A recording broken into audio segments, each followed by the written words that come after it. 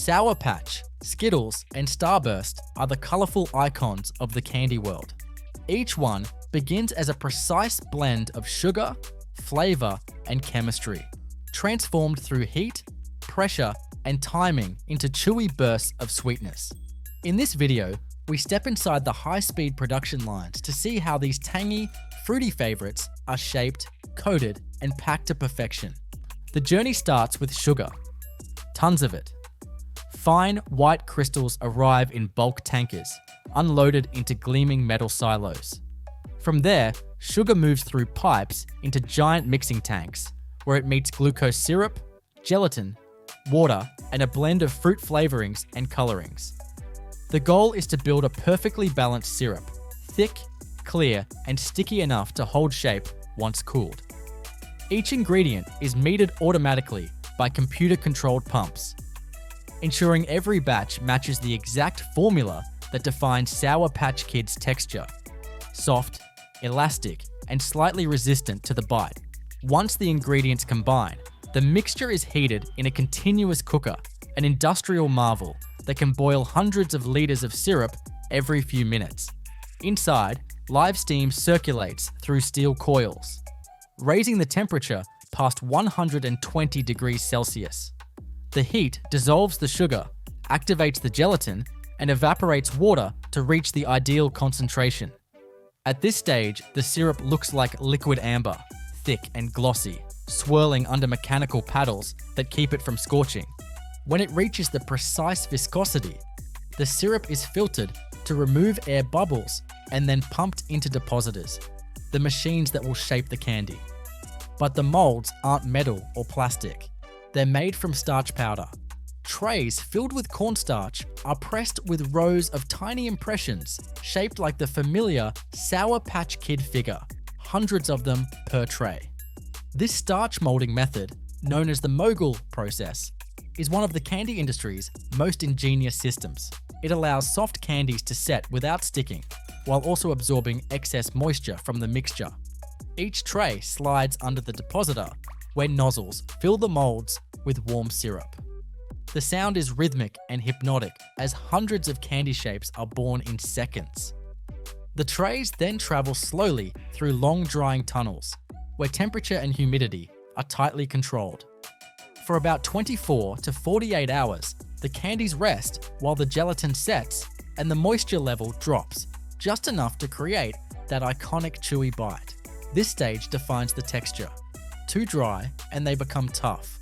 Too moist and they stick together later. When the drying is complete, the trays are inverted, releasing the now formed Sour Patch Kids into large vibrating sieves. The starch powder falls away and is recycled for the next batch, while the candies tumble onto conveyors for cleaning and coating. At this point, they're still missing their signature sour sugar layer. They're just soft, plain, fruit-flavoured gummies. But what comes next transforms them completely. The freshly freed candies move through a rotating drum called a tumbler, where they're lightly misted with a thin layer of sugar syrup or oil, just enough to make their surface tacky. Then comes the magic dust, a precise blend of sugar, citric acid, and tartaric acid. The drum spins continuously as fine powder rains down from hoppers above, coating every piece evenly. The sound changes here too, from the dull thud of gummies landing on metal to the dry, whispery rustle of sugar crystals skimming across their surface. Within seconds, the dull gummies are transformed into bright, sparkling Sour Patch Kids, dusted with that irresistible sour grit. That coating formula is a science in itself. The citric and tartaric acids are carefully balanced to hit hard at first, then fade quickly as the sugar layer dissolves. It's a timed sensory reaction, engineered sourness. The first few seconds deliver a tangy shock, activating the mouth's salivary glands before the sweetness takes over. Factories test this balance constantly. Even a 0.1% variation in acid concentration can alter the flavor intensity enough to fail quality standards. Once coated, the candies travel to a final drying area where the sugar layer stabilizes. There's a faint crackle as they tumble through vibrating screens, shaking off loose sugar while cooling to room temperature. From here, the line splits into different product paths. Some batches head for classic Sour Patch Kids bags, others for special shapes or mini versions. Packaging is an automated ballet. Conveyor belts feed the candies into weighers that portion them by the gram. Multi-head scales drop exact servings into forming and sealing machines that create the familiar yellow bags at dizzying speed. Robotic arms stack finished pouches into cartons, which are then shrink-wrapped and palletized for shipping. Every bag is coded with a timestamp and batch number, allowing it to be traced all the way back to the exact tank of syrup that started the process. The entire operation runs with near-surgical cleanliness. Starch dust, sugar powder, and gelatin residue could easily become hazards, so the air inside the plant is constantly filtered and dehumidified. Workers wear protective suits, gloves, and hairnets. And machines are cleaned in place between flavor changes. Even temperature matters. Too warm and candies stick, too cold and they crack during packaging. The factory holds steady around 20 degrees Celsius, with humidity under 30%. For something so playful, Sour Patch Kids are remarkably precise creations. The consistency of their chew depends on the gelatin's bloom strength, a measure of firmness. Their color comes from carefully calibrated, natural and synthetic dyes that must stay bright without fading under fluorescent lights. Their tartness is monitored using pH meters, and samples from every batch are tested in a sensory lab, where trained tasters evaluate flavor, texture, and the order in which sourness fades into sweetness. And then there's the engineering scale. A single production line can turn out millions of Sour Patch Kids per day. Imagine trays stretching for hundreds of meters, each carrying rows of tiny, smiling figures waiting to be dusted and bagged. Some factories run continuously for weeks at a time, switching between flavors like lemon, lime, orange, and berry without ever stopping the flow. Pumps hum, conveyors clatter, and the air vibrates faintly with the sound of sugar against steel. The starch molding section alone is a marvel. Thousands of molds pressed per minute, synchronized with conveyor belts that weave through tunnels of filtered air. The machines never rest.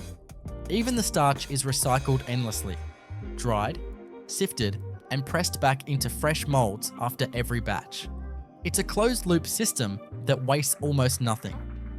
Watching the final candies emerge, bright, bouncy, and glistening with sour dust, is oddly mesmerizing. Under the fluorescent lights, they sparkle like jewels. A mechanical arm scoops handfuls into glossy yellow bags, sealing them shut in a blink. Within hours, those same bags are boxed, shipped, and on their way to stores around the world. All of it, every smile-shaped piece and every burst of tangy sweetness, relies on the chemistry of sugar and acid and the precision of machines tuned to microns and milliseconds. From a technical standpoint, a Sour Patch Kid is an edible sculpture of controlled crystallization, gelatin elasticity, and flavor volatility. From a human standpoint, it's nostalgia in chewy form. Molten sugar streams into a stainless steel mixer, the birth of a Skittle. There's no pause, no preamble, just heat, motion, and chemistry. Inside the sealed tank, sugar, corn syrup, and purified water spin together under pressure. Live steam hisses through coils that wrap the vessel like veins, raising the temperature past 115 degrees Celsius. The mix thickens into a syrup so glossy it catches the light like molten glass. It's the foundation of the chewy core, what candy engineers call the center mass, and it has to be perfect. A computer controls every variable, the exact syrup ratio, the speed of the impeller, the steam temperature, even the vacuum pressure inside the cooker. A tiny fluctuation can ruin an entire ton of candy. Too hot, and the sugar caramelizes, turning brown and sticky. Too cool, and it won't set properly later. A dozen sensors feed real-time data into a control screen glowing in the operator's booth. It looks more like an aircraft cockpit than a kitchen. Once the syrup reaches the right density, it's pumped through insulated pipes into the pellet former, a massive rotating drum fitted with precision nozzles. Each nozzle drops uniform beads of syrup onto a cooled stainless steel belt. Thousands of droplets fall every second, forming soft, glossy spheres that roll forward like marbles under a steady stream of chilled air. These are the beginnings of Skittles' chewy centers. The process is mesmerizing to watch. A glittering waterfall of liquid sugar solidifying mid-motion into hundreds of thousands of perfect orbs. The belt carries the candies into a long tunnel where warm air dries them slowly, reducing moisture content just enough to make them resilient but still flexible. The air smells faintly of cooked sugar and fruit esters, the building blocks of the 5 signature flavors: strawberry, orange, lemon, green apple, and grape. Each batch gets its own flavor infusion, piped in through small dosing lines that inject natural and artificial fruit oils in microscopic quantities. These compounds are volatile, so timing is everything. Inject them too early, and they evaporate in the heat. Too late, and they won't distribute evenly. When the cores emerge, they're matte and powdery, about the size of peas. They tumble down conveyors into enormous stainless steel drums, the panning machines. These drums are where Skittles earn their identity. Imagine dozens of metal cauldrons, each as big as a car, slowly rotating while thousands of soft candy cores roll and tumble inside.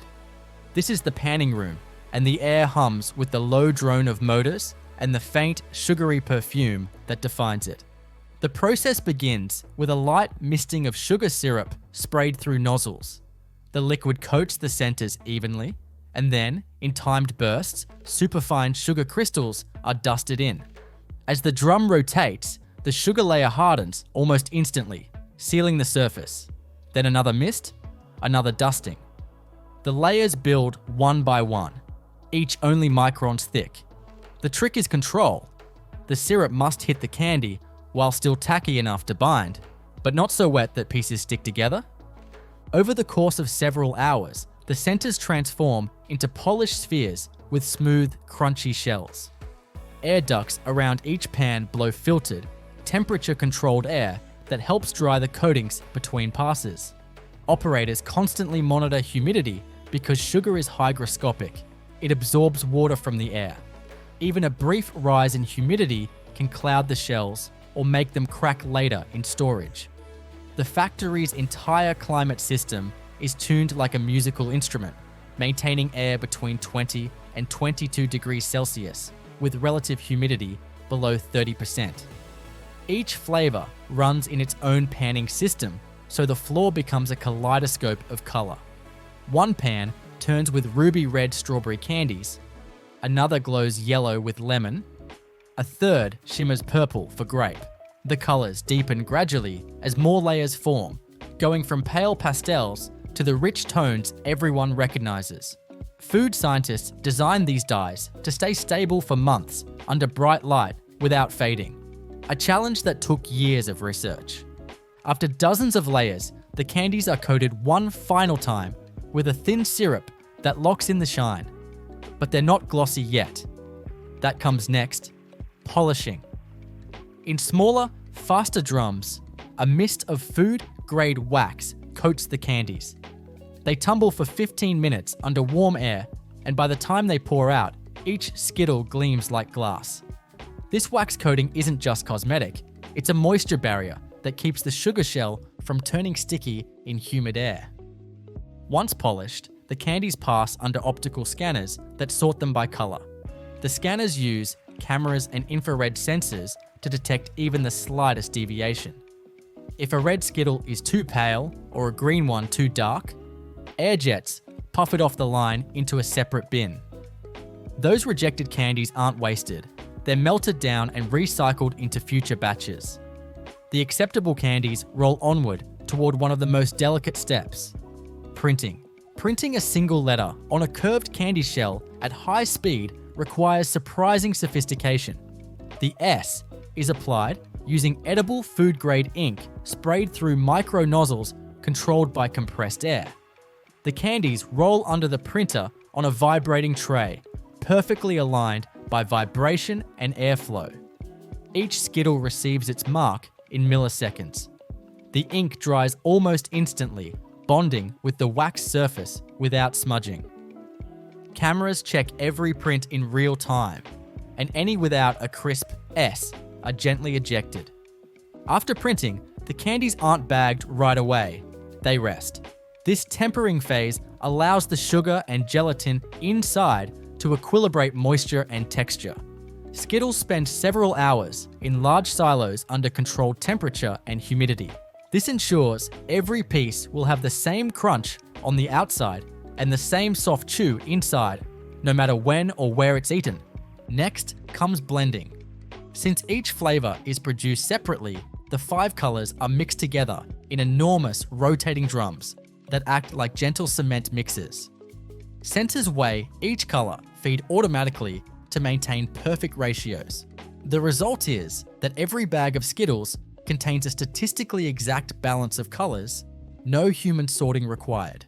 It's mathematics disguised as candy chaos. Once blended, the candies flow toward the packaging lines. Here, the noise ramps up.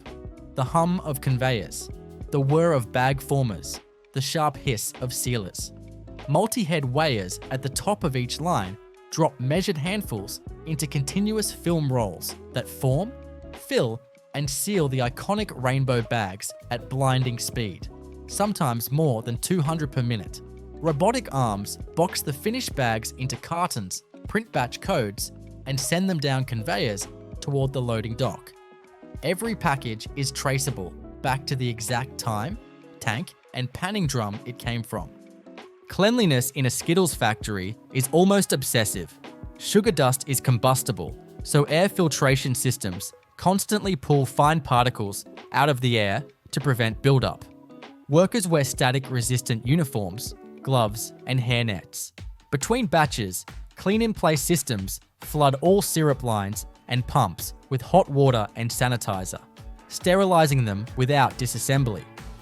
Floors slope toward drains for easy washing, and any room that handles coloring is sealed with positive air pressure to keep dyes from drifting. From start to finish, a batch of Skittles takes roughly 24 hours to complete, but that's only the production time. Every recipe adjustment, every humidity calibration, every maintenance check has been perfected over decades to maintain the candy's exact texture and shine. Even the thickness of the sugar shell, less than 0.5 millimeter, is measured by laser. The chewy core itself has a controlled water activity of about 0.55 comma low enough to stay stable for over a year without preservatives. At full scale, the numbers are staggering. A single production line can produce more than 150,000 Skittles per minute.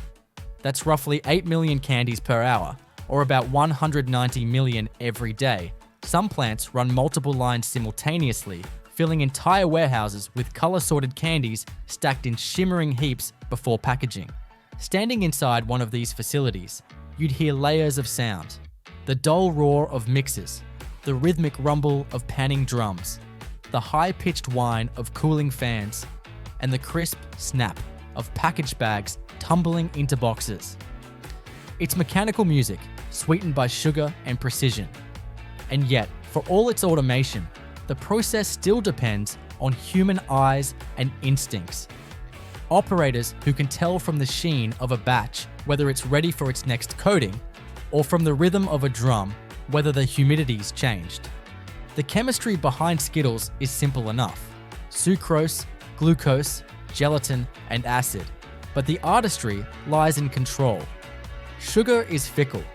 It reacts differently to moisture, heat, and air pressure. The machines that make Skittles aren't just manufacturing equipment. They're instruments of thermal and physical control, keeping the entire process balanced between liquid and solid, glossy and gritty, sour and sweet. By the time a finished Skittle makes its way into a bag, It's been boiled, formed, dried, layered, coated, polished, stamped, tempered, and mixed. A complete life cycle condensed into a single chewy sphere. Its shine is engineered, its texture tuned, its flavor designed to hit in a particular order. Fruit first, sugar second. That little crunch you hear when you bite down isn't just candy breaking. It's a structure of microscopic sugar crystals fracturing exactly as intended. Every handful of Skittles represents a triumph of predictability. Millions of identical candies born from heat and timing, each one carrying the same taste memory. From molten syrup to glossy shell, the process is a symphony of color and control, a rainbow built by machines, powered by steam, air, and sugar.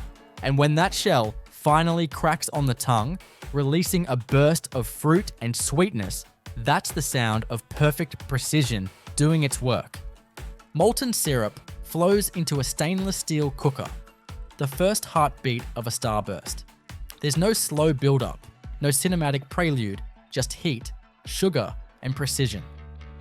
Inside the gleaming vessel, sugar, corn syrup, and water swirl together under controlled pressure.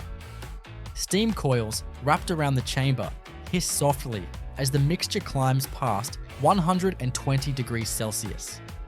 The syrup thickens to a viscous amber, smooth and reflective, with bubbles rising like tiny glass beads. This is the beginning of that unmistakable chewy square. Simple ingredients transformed by heat and time into one of the most tightly engineered candies on Earth. The factory hums in rhythm, pumps throb, belts rattle, and the air smells like fruit and hot sugar. Everything starts with the syrup base, but Starburst's secret lies in its texture, the perfect midpoint between caramel chew and fruit gummy. To achieve that, precision is absolute. A single batch can hold over 1,000 kilograms of sugar mixture, and every fraction of moisture matters. Computers monitor the temperature, viscosity, and water content constantly, adjusting steam valves automatically to keep the mixture within narrow limits. Too much water, and the candy will be sticky and soft. Too little, and it'll harden like taffy. Once the syrup reaches the right concentration, it's drawn through vacuum chambers. This rapid pressure drop makes the water inside boil instantly, cooling the mixture without scorching it. The result is a concentrated candy base, hot, thick, and slightly translucent, ready to receive its signature flavors and colors. At this point, it's still neutral, just sweet and warm, waiting to become lemon, strawberry, cherry, or orange. Flavor oils and color concentrates are injected as the syrup flows through insulated pipes toward the mixers. The timing is critical. The oils are volatile. They can evaporate or break down under too much heat. Inject them too early, and you lose their punch. Too late, and they won't blend properly. Each flavor line runs independently, with its own network of valves, filters, and sensors.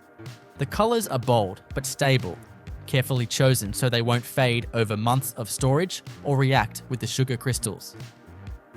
As the syrup flows into a high-speed mixer, mechanical paddles whip it at hundreds of revolutions per minute. The noise is low and steady, a bass hum beneath the factory's buzz. Softened butter or hydrogenated palm oil is added next. Tiny amounts that transform the texture, giving Starburst its creamy chew instead of a brittle snap. This is where science meets artistry.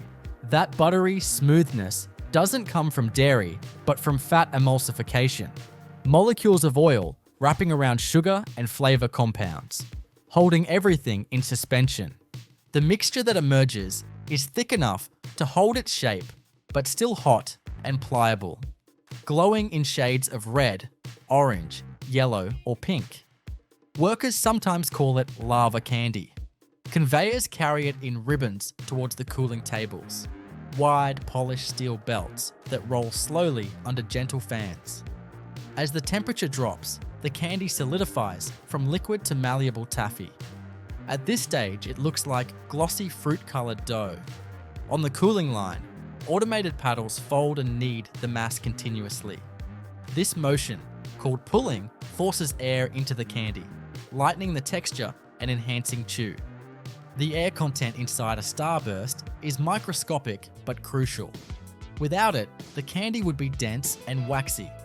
With it, each piece gives that satisfying resistance when bitten. The sound of the pullers, metal arms stretching, folding, and pressing is rhythmic and hypnotic, like a slow heartbeat through the production hall. Once the candy reaches the right consistency, still warm but firm enough to shape, it moves into the extruder. The extruder is a long, steel machine that compresses the candy through narrow dies, forming thick, continuous ropes. Imagine toothpaste squeezed from a giant tube, but glowing in bright fruit colors. Inside the extruder, pressure and temperature are balanced precisely. Even a small variation could distort the shape or cause the texture to toughen. The candy ropes emerge in parallel lines onto conveyors, where laser sensors measure width and density. If a rope thickens or thins beyond tolerance, a computerized blade automatically trims or diverts it. As the ropes cool further, they're fed into a sizing machine that flattens them slightly, creating the iconic Starburst profile: square edges, smooth sides, and a glossy surface that catches the light. Now comes the cutting. Rotary blades spin in perfect sync with the conveyor's speed, slicing the candy into uniform blocks, each exactly the same weight. The smell in this area is intoxicating, fruit oils hanging thick in the warm air. Hundreds of perfectly cut pieces tumble down stainless steel chutes, landing in neat piles ready for wrapping. This is one of the most visually satisfying sights in any candy factory. Rows of tiny gleaming squares, each one soft, glossy, and warm to the touch. But the candy is still vulnerable. At this stage, it could stick together if left unwrapped for even a few minutes. To prevent that, it heads straight into the wrapping machines, an orchestra of motion so fast it blurs. Long reels of colored wax paper unwind and thread through rollers. As each piece of candy drops into place, a mechanism folds the paper around it, twists the edges, and seals it in less than a second. Some factories use flow wrapping, folding, and cutting the paper continuously like a ribbon around a moving line of candies. Others use twist wrapping for smaller batches. Each flavor's wrapper color is chosen to match its candy precisely: lemon yellow, strawberry pink, orange, cherry red. The wrapping area smells like warm paper and sugar, with a faint note of fruit essence clinging to the air. The noise is constant: the thrum of rollers, the click of cutters, the hiss of compressed air. Every minute, thousands of Starburst pieces are wrapped, sealed, and ejected into bins. Before packaging, the candies cool again. Wrapped Starbursts are stored briefly in temperature-controlled holding rooms at about 18 degrees Celsius. This resting period lets the sugar and fat inside stabilize. Without it, the texture could bloom, developing dull spots or hard edges. Only after resting do the candies move to the packaging lines, where they're arranged into sticks or multi-packs. Robotic sorters align the pieces by color and orientation before feeding them into forming and sealing machines. The classic stick pack, 4 pieces per row, is created as a continuous ribbon of paper and foil folds around the candies, sealed by heat and pressure. The line moves so fast, it's almost invisible, producing hundreds of finished packs every minute. Cameras watch every step, rejecting any misaligned or incomplete seals automatically. From there, the packs drop into cartons, then onto pallets bound for warehouses. The logistics are seamless. Temperature-controlled storage ensures the candy never melts or softens. Even the trucks that carry Starburst across the country maintain cool interiors to preserve that perfect chew. Behind all this movement is an obsession with control. The texture of a Starburst depends on something called water activity, the measure of how tightly moisture is bound within the candy. It's tested constantly because too much free water can cause stickiness or microbial growth, and too little can make the candy tough. Factories use near-infrared analyzers to measure moisture in real time. adjusting syrup concentration automatically to stay within a fraction of a percent. There's chemistry in every bite. The fruit flavors are crafted from blends of natural oils and synthetic esters, compounds like ethyl butyrate for pineapple-like sweetness or citral for lemon brightness. Even the acidity is tuned with citric acid and malic acid, chosen for their ability to punch through the sugar's sweetness without overpowering it. Engineers describe Starburst's flavor design as layered volatility. Each chew releases waves of different notes as the fats melt and the acids dissolve at different rates. It all begins with the peanuts. While it might seem obvious that a peanut butter cup would start with peanuts, what's not widely known is just how much control and specificity Hershey applies to this ingredient before it ever reaches the cup itself. Reese's production lines require massive quantities of peanuts, hundreds of tons per week across facilities, and not just any peanut will do. The factory demands high oleic runner peanuts, most commonly sourced from farms in Georgia, Alabama, and Texas. These peanuts are preferred for their uniform kernel size, mild flavor, and high oil content, which delivers a creamier peanut butter base. Once harvested, peanuts are sent to dedicated shelling and blanching facilities, where they are cleaned, sorted, and skinned. The outer red skins are removed through dry abrasion, and the kernels are visually and electronically inspected to eliminate any with defects, mold, or foreign materials. Only the highest grade peanuts, typically designated as US Fancy or US Extra Large, are accepted for Reese's production. These peanuts are then loaded into food-grade hoppers and shipped in sealed bulk containers to the peanut butter manufacturing lines at Hershey's centralized processing plants. Upon arrival at the factory, the peanuts are stored in stainless steel silos within a climate-controlled environment to prevent spoilage. Prior to use, the peanuts are metered into roasting drums. Roasting is a critical step not just for flavor, but for aroma development and moisture reduction.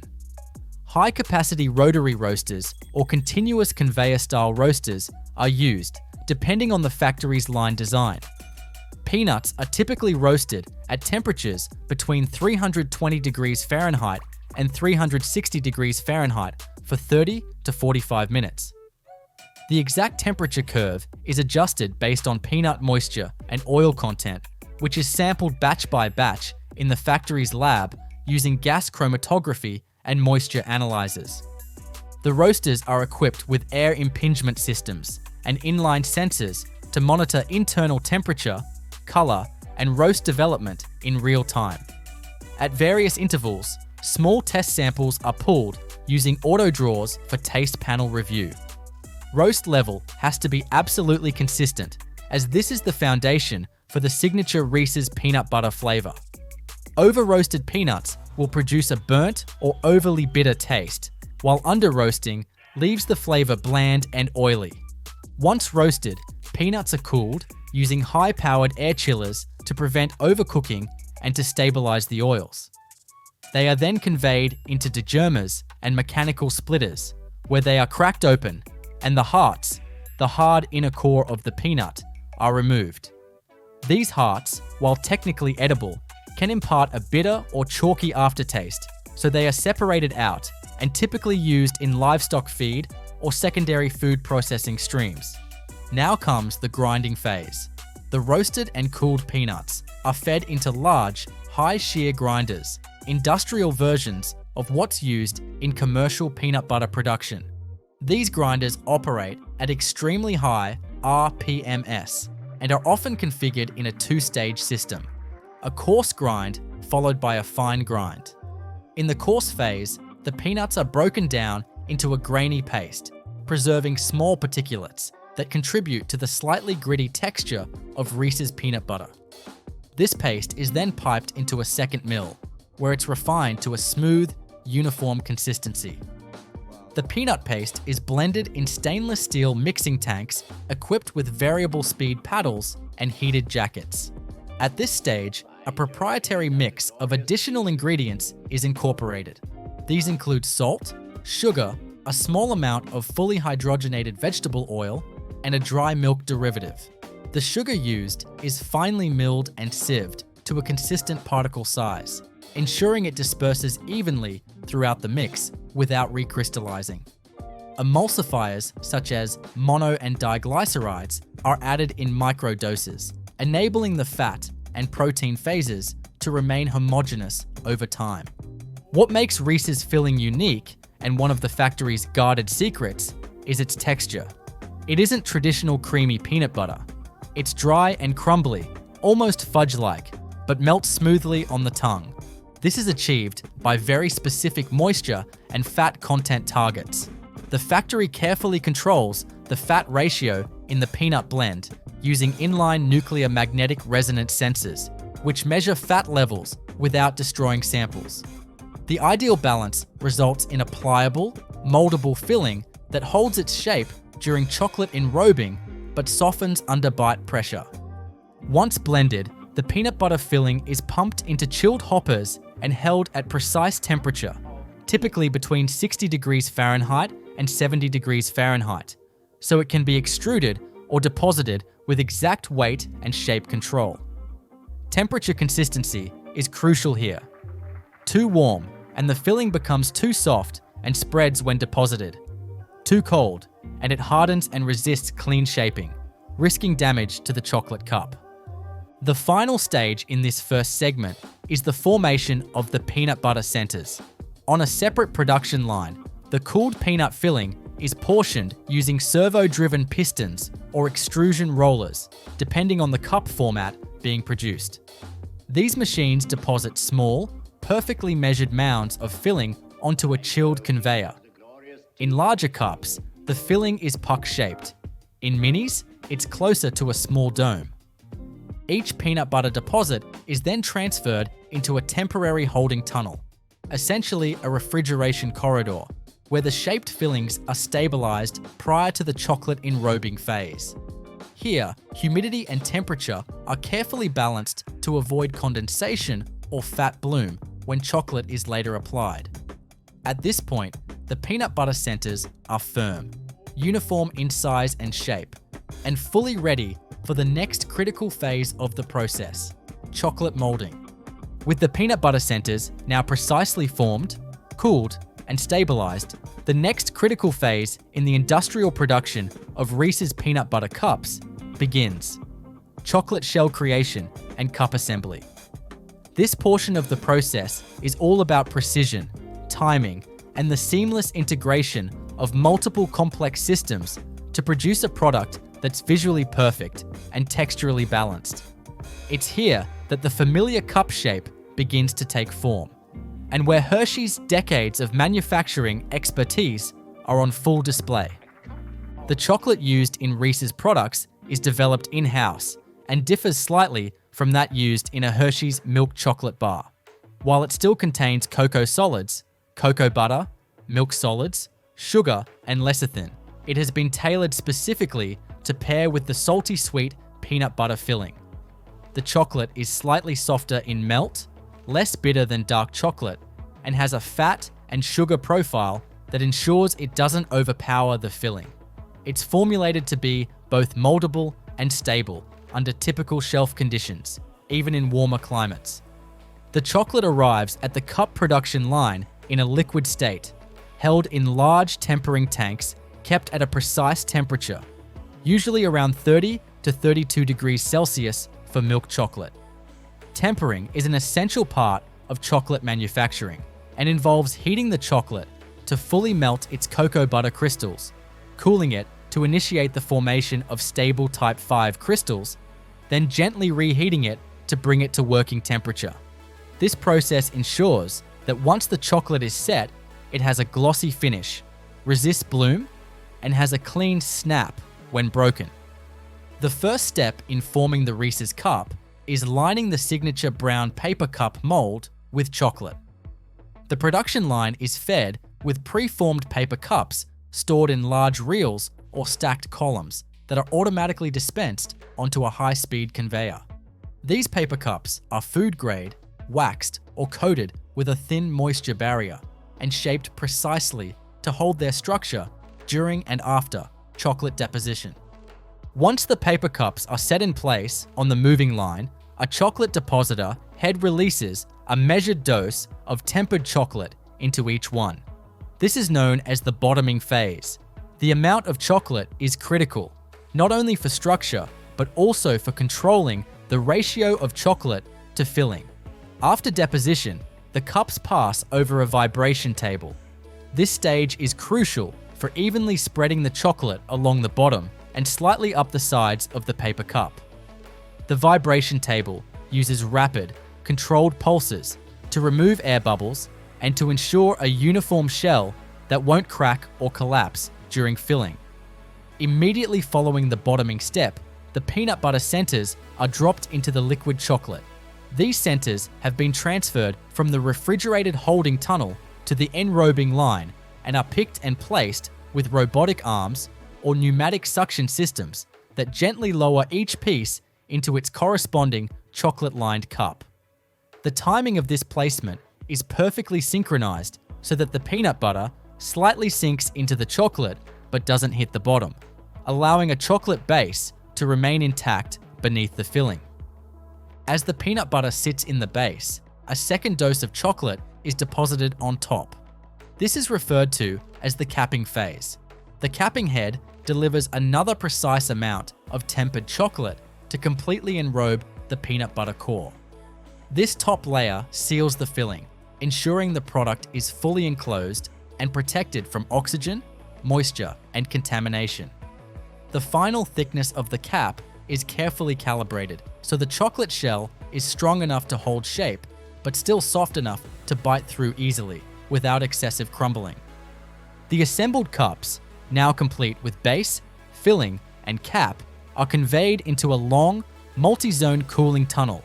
These tunnels are often 20 to 30 meters in length and feature graduated temperature zones, starting at around 16 degrees Celsius and dropping to 8 to 10 degrees Celsius toward the end. The slow, controlled cooling is essential to prevent condensation or stress fractures in the chocolate. Too rapid a chill can cause bloom or cracking, while uneven cooling can result in misshapen edges or textural inconsistency. Inside the cooling tunnel, conditioned air circulates in laminar flow patterns, ensuring that every cup is exposed to identical cooling conditions. The duration of the tunnel cycle is calibrated to match line speed and product size. Larger Reese's big cups may require longer chill times compared to the classic or miniature versions. At the tunnel exit, the cups are inspected by automated vision systems that detect anomalies like off-center fillings, insufficient chocolate coverage, or edge deformation. Any defective cups are automatically diverted from the line for reprocessing. The cups that pass inspection are ready for packaging. But before that happens, there's one last critical test: weight and sealing verification. Inline check weighers use load cells to weigh each cup or group of cups to ensure they fall within designated tolerances. Simultaneously, barcode scanners and optical sensors check that each product is aligned and properly seated in its paper cup. The final stage before wrapping is an air dusting system that removes chocolate crumbs, static particles, or paper fragments from the surface to ensure a clean, polished presentation in the final package. Packaging of Reese's cups is a high-speed operation. Cups are grouped automatically into configurations appropriate for each product format: singles, twin packs, snack-size multi-packs, or seasonal variations. Each group is loaded into a continuous film wrapping machine, which pulls branded plastic film from a roll, wraps it around the cups, seals it with a heated crimper, and cuts it into individual packages. The film is pre-printed with product information, UPC codes, and freshness dates that were applied earlier by industrial flexographic printers. Once wrapped, the products pass through another metal detector or X-ray system to detect any foreign contamination that may have occurred during packaging, a standard in modern food manufacturing. Any anomaly results in immediate ejection and shutdown of the machine until the issue is resolved. The acceptable product continues to cartoning lines, where it is packed into retail-ready boxes, display trays, or bulk shipping cases depending on the destination. Finished product cartons are coded, palletized by robotic stackers, and shrink-wrapped for transport. Each pallet is labeled with a unique tracking number that links it to its production batch, shift number, ingredient lot codes, and quality control logs. This traceability allows for quick response in case of any issues in the supply chain. Every Reese's Peanut Butter Cup batch is subject to a comprehensive quality assurance protocol from start to finish. While visual inspection, weight checking, and foreign material detection handle surface-level defects, deeper analytical testing is performed regularly throughout production. Factory labs adjacent to the production floor run hourly tests on product samples pulled from the line. These tests measure water activity, pH levels in the peanut filling, chocolate temper index, fat content, and emulsifier concentration. Advanced equipment like near-infrared spectrometers and gas chromatographs are used to validate these metrics with precision. In addition to instrument-based testing, trained sensory panels perform blind evaluations of finished product samples. These panels, often composed of factory employees specially trained in flavor and texture recognition, assess everything from peanut aroma intensity to shell firmness, sugar balance, and mouthfeel contrast between chocolate and filling. Feedback from these panels is compared to golden standard benchmarks. Reference Reese's cups produced under ideal conditions that are stored in temperature and humidity-controlled archives. These control cups are regularly reviewed to ensure no drift in product quality over time. Allergen control is one of the most sophisticated systems running silently beneath the surface of Reese's production. Since peanuts and dairy are both major allergens, Hershey facilities that manufacture Reese's operate under strict protocols to prevent cross-contamination. Separate ingredient receiving docks, isolated storage silos, color-coded tool systems, and dedicated air handling zones are used to segregate peanut-related materials from other production lines within the same facility. Sanitation crews follow clean-in-place procedures using food-safe alkaline and acid-based cleaners to remove all traces of allergens between product changeovers. Swab testing for peanut protein residue is conducted on all contact surfaces before production resumes. Hershey also enforces supplier controls. All incoming peanut shipments are tested for aflatoxins, a class of toxic compounds produced by certain molds that can occur in improperly stored peanuts. Only peanuts that pass stringent safety thresholds are accepted, and each delivery is logged and tracked using batch codes that link to the final product's traceability system. This digital record keeping allows Hershey to track every ingredient back to its source farm and forward through every unit sold. But Reese's isn't just a singular product anymore. Over the years, the brand has expanded into dozens of variations: white chocolate cups, dark chocolate, big cups, miniatures, stuffed versions with pretzels, potato chips, Reese's Pieces, or caramel. Each variant requires its own unique processing conditions and introduces new complexity to the factory system. Let's take the white chocolate Reese's as an example. This variation uses a cocoa butter-based confectionery coating rather than traditional milk chocolate. It must be handled in separate melters and tempering systems due to its sensitivity to high heat and faster tendency to bloom. White chocolate also requires precise control of ambient light and humidity during production and packaging, as it is more susceptible to visual imperfections. On the line, switching from standard milk chocolate to white chocolate triggers a full line cleaning and recalibration of depositor and cooler settings. Flavor variants with inclusions, like Reese's with Reese's Pieces inside, add another layer of complexity. In these formats, the peanut butter filling is first blended with the inclusion, pieces, chips, or even candy bits, using slow-speed paddle mixers to avoid crushing or melting the added components. These inclusions alter the viscosity and extrusion behavior of the filling, requiring depositor nozzles to be widened and dosing pumps to be recalibrated for accurate weight control. Additionally, because candy-coated pieces can crack or leak color when exposed to oil migration from the peanut butter, the storage conditions of these fillings must be tightly managed to preserve structural integrity during molding. Even packaging formats are adapted. Big cups, which contain more filling and sometimes additional elements, require thicker paper cups and slightly wider flow wrapping machines to handle the larger size. Seasonal versions, like pumpkin-shaped Reese's for Halloween or tree-shaped cups for Christmas, require completely new mold tooling, reshaped paper cups, and different wrapping film dimensions. These seasonal SKUs are often produced in limited time production runs scheduled between mainline batches, with precise coordination between departments to minimize downtime and clean out inefficiencies. To manage this growing complexity, Hershey's manufacturing ecosystem is deeply integrated with real-time data and automation. Programmable logic controllers govern every stage of production, from peanut grinding to chocolate capping. These controllers constantly adjust conveyor speeds, depositor volumes, oven temperatures, and cooling rates to match product specifications in real time. Sensors along the line feed back information on humidity, belt tension, machine vibration, and material flow. If any parameter drifts beyond the preset tolerance window, an alert is triggered immediately and logged by the manufacturing execution system. The MES serves as the brain of the operation. It logs every batch, shift, operator, ingredient lot, and test result.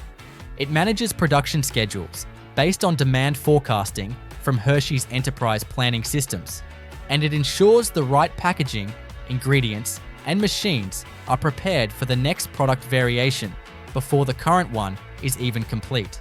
The MES also interfaces with digital traceability systems, allowing Hershey to execute complete recalls if necessary, though this is extremely rare due to the redundant safety nets in place.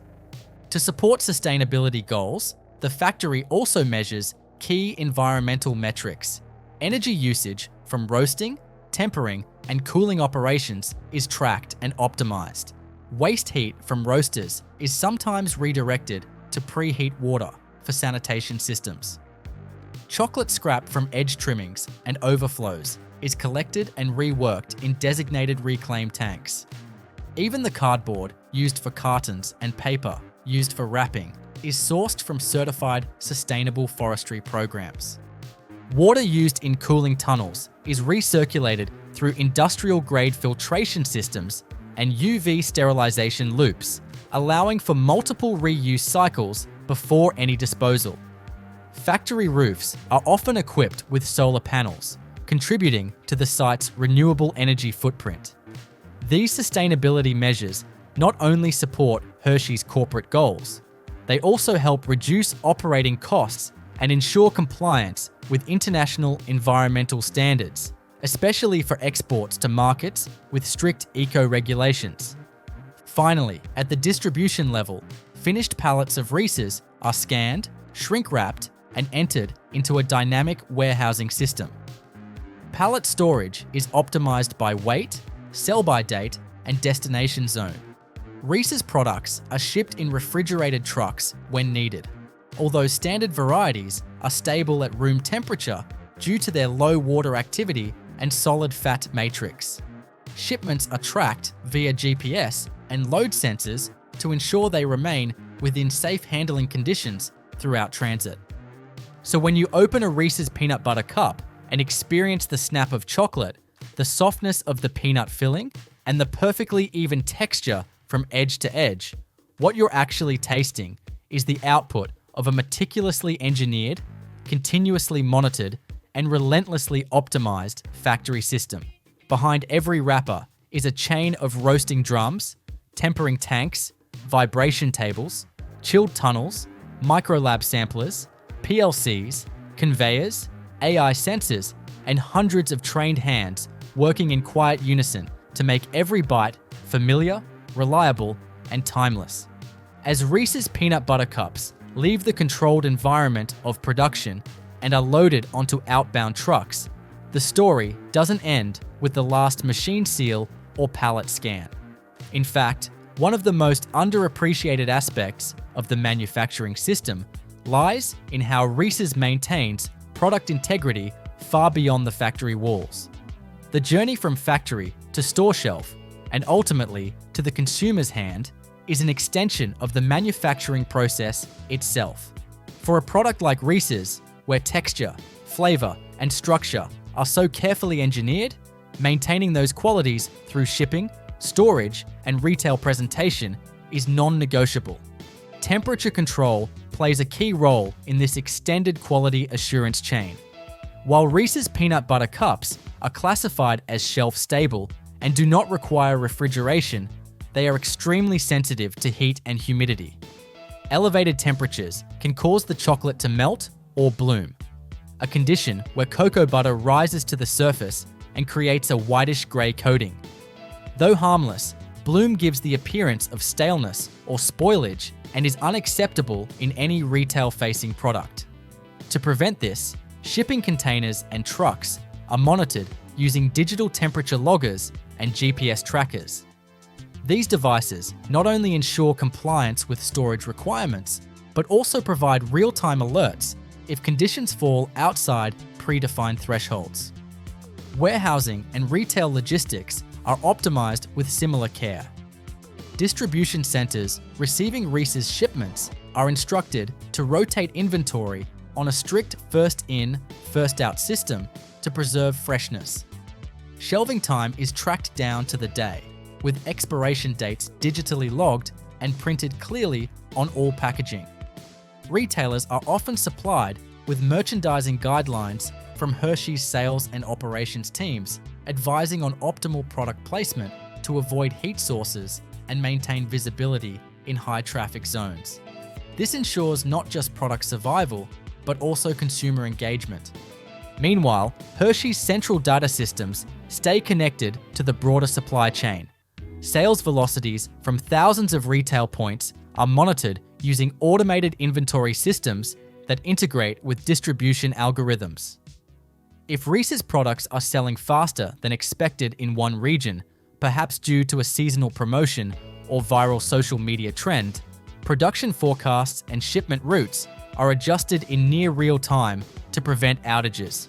Conversely, if stock is underperforming, the system can slow production or reroute product to a region with higher demand.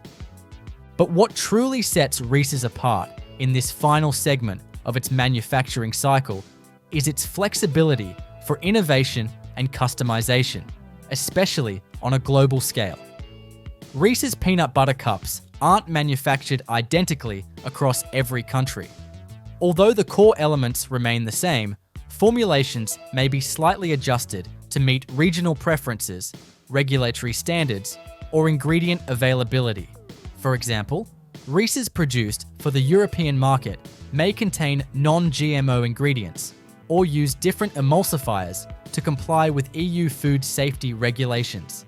Sugar content, fat ratios, and even packaging inks are tailored to local markets, and each international facility must pass regional audits to ensure compliance with both Hershey standards and those of the target nation. Seasonal and limited edition Reese's lines introduce another layer of production complexity that extends into post-factory strategy.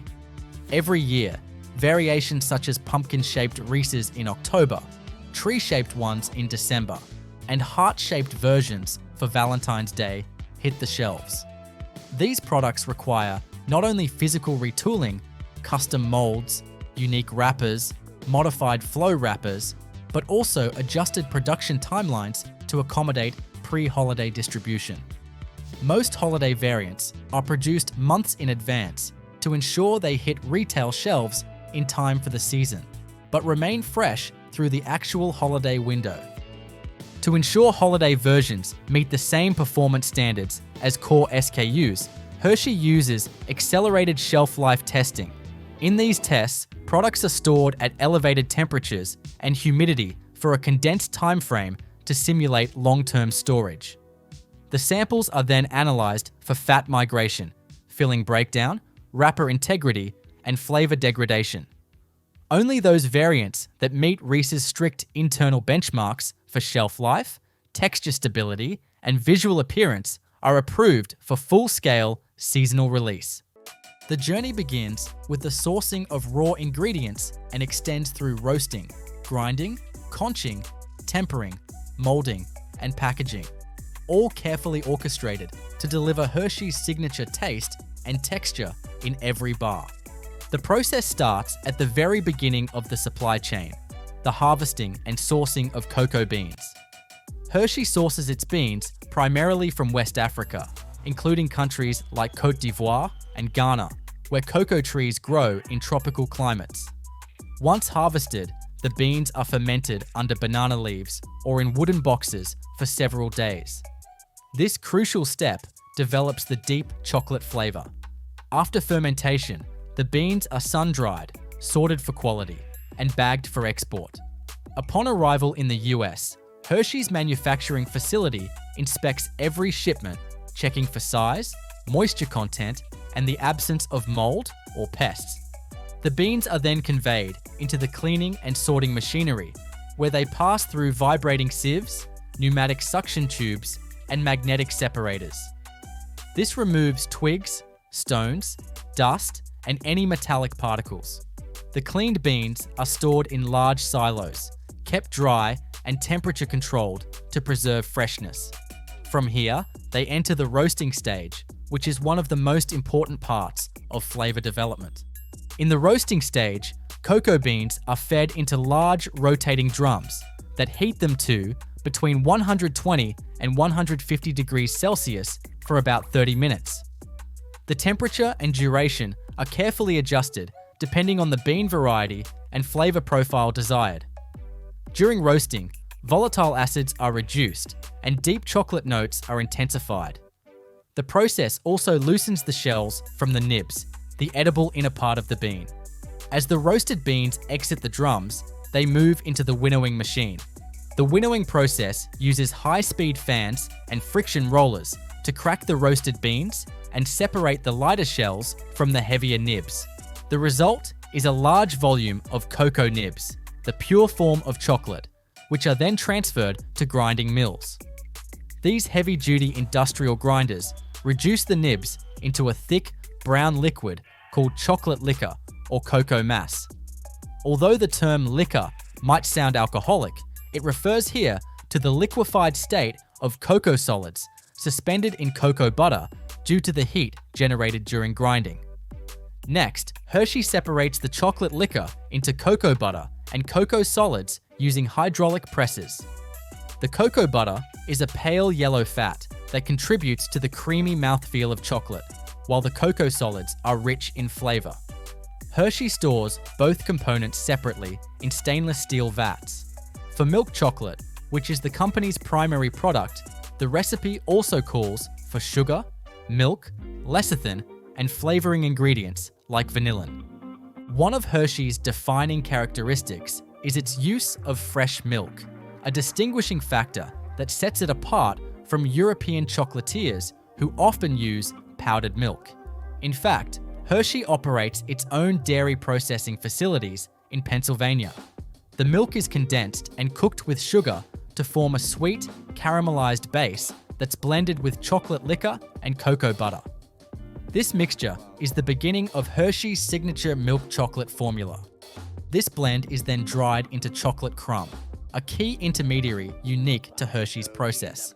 The crumb is a dry, flaky mixture of milk solids, sugar, and chocolate liquor. It's stored in silos and later rehydrated with cocoa butter and emulsifiers during the refining stage. Creating crumb allows for a longer shelf life of the milk solids and helps develop the brand's distinctive, slightly tangy, malty flavor due to controlled milk fat breakdown during the crumb formation. Next comes refining, where the crumb and cocoa butter are combined and passed through a series of steel rollers. These rollers gradually reduce the particle size of sugar and cocoa to less than 30 microns. This fine reduction is critical for achieving the smooth mouthfeel of chocolate. If particles are too large, the texture becomes gritty. Too small, and it can feel pasty or dull on the tongue. The mixture exits this stage as a smooth, semi-fluid paste, ready for the next critical transformation, conching. In the conching process, the chocolate paste is agitated in large conche machines, steel troughs with granite or metal rollers that knead, heat, and aerate the chocolate continuously for up to 72 hours. This stage allows for further evaporation of unwanted volatile acids, the smoothing out of flavor edges, and the development of chocolate's rich, complex notes. The friction in conching also ensures the even distribution of cocoa butter, giving Hershey's chocolate its desirable melt-in-your-mouth quality. After conching, the chocolate is tempered. Tempering is the controlled crystallization of cocoa butter to ensure the chocolate sets with a glossy finish and satisfying snap. Hershey employs large-scale automated tempering units that carefully heat and cool the chocolate through a series of steps, bringing it down from around 45 degrees Celsius to 31 to 32 degrees Celsius for milk chocolate. This aligns the fat molecules into a stable crystalline structure, which gives the final bar its appealing texture and helps it resist bloom, where fat rises to the surface in white streaks. Once tempered, the liquid chocolate is piped into molds. The molding line consists of high-speed stations where molds are filled, vibrated to eliminate air bubbles, and chilled using cooled air or glycol-jacketed trays. For Hershey's iconic bars, molds are embossed with the brand's lettering and evenly segmented for snapping. The filled molds travel on a conveyor through a cooling tunnel that solidifies the chocolate completely within 8 to 12 minutes. Once cooled and hardened, the chocolate bars are demolded using a combination of vacuum systems and gentle mechanical actuators that pop them out without breakage. They move immediately into the packaging area, where a series of synchronized operations wrap, seal, label, and code each bar. Hershey's uses flow wrapping machinery that envelopes each bar in a foil and paper sleeve or film, depending on the product. The wrappers are printed with batch codes, best before dates, and product tracking identifiers. Every bar then undergoes quality control, which includes weight checks, X-ray scanning for foreign particles, and visual inspection by cameras that detect surface defects. Samples from each batch are taken to an on-site lab where texture, flavor, and microbiological safety are tested. If any irregularity is found, entire lots can be isolated thanks to the full traceability built into the production system. The packaged bars are then packed into cartons and stacked on pallets by robotic arms. The pallets are shrink-wrapped, barcoded, and sent to the distribution center. Hershey maintains temperature-controlled warehouses to ensure product stability, especially during summer months or shipments to warmer climates. Pallets are loaded into refrigerated or insulated trucks for distribution to stores across the country and abroad. What makes Hershey's chocolate truly unique isn't just the equipment or the ingredients, but the balance between automation and sensory control. While the machinery ensures consistency at massive volumes, sensory panels and chocolate experts continuously evaluate flavor, aroma, and texture to ensure every bar delivers the recognizable Hershey's profile. Even at the scale of hundreds of thousands of bars per day, this commitment to flavor accuracy and quality control is what maintains Hershey's reputation in the competitive world of confectionery. From cocoa bean to final bar, the industrial process behind Hershey's chocolate is a fascinating example of how tradition and technology merge. Every step, from roasting and grinding to conching and tempering, is carefully measured, controlled, and optimized. The result is a product that is not only nostalgic for many, but is also the outcome of over a century of engineering refinement and food science innovation. Cadbury's chocolate, with its unmistakably smooth texture and rich, creamy flavor, is one of the most beloved chocolate brands in the world. Its manufacturing process, while steeped in over a century of heritage, is executed today through a blend of tradition, advanced automation, and rigorous food science. At Cadbury's major production sites, such as the iconic Bournville factory in Birmingham, UK, every bar begins with careful ingredient sourcing and continues through precise steps involving milling, refining, conching, tempering, molding, and packaging. Across each stage, quality control, consistency, and signature taste are paramount. The first step in Cadbury's chocolate-making journey is the selection of raw ingredients. Cadbury's signature milk chocolate is made from a combination of full cream milk, sugar, cocoa butter, cocoa mass, and emulsifiers such as lecithin. Cadbury is known for using a relatively high percentage of milk solids compared to other mass-market chocolates, which contributes to its uniquely creamy flavor. For the UK and several international markets, Cadbury still uses fresh liquid milk rather than powdered or condensed forms. The milk is delivered daily to factories from nearby dairy farms, stored in chilled stainless steel silos, and constantly stirred to prevent separation.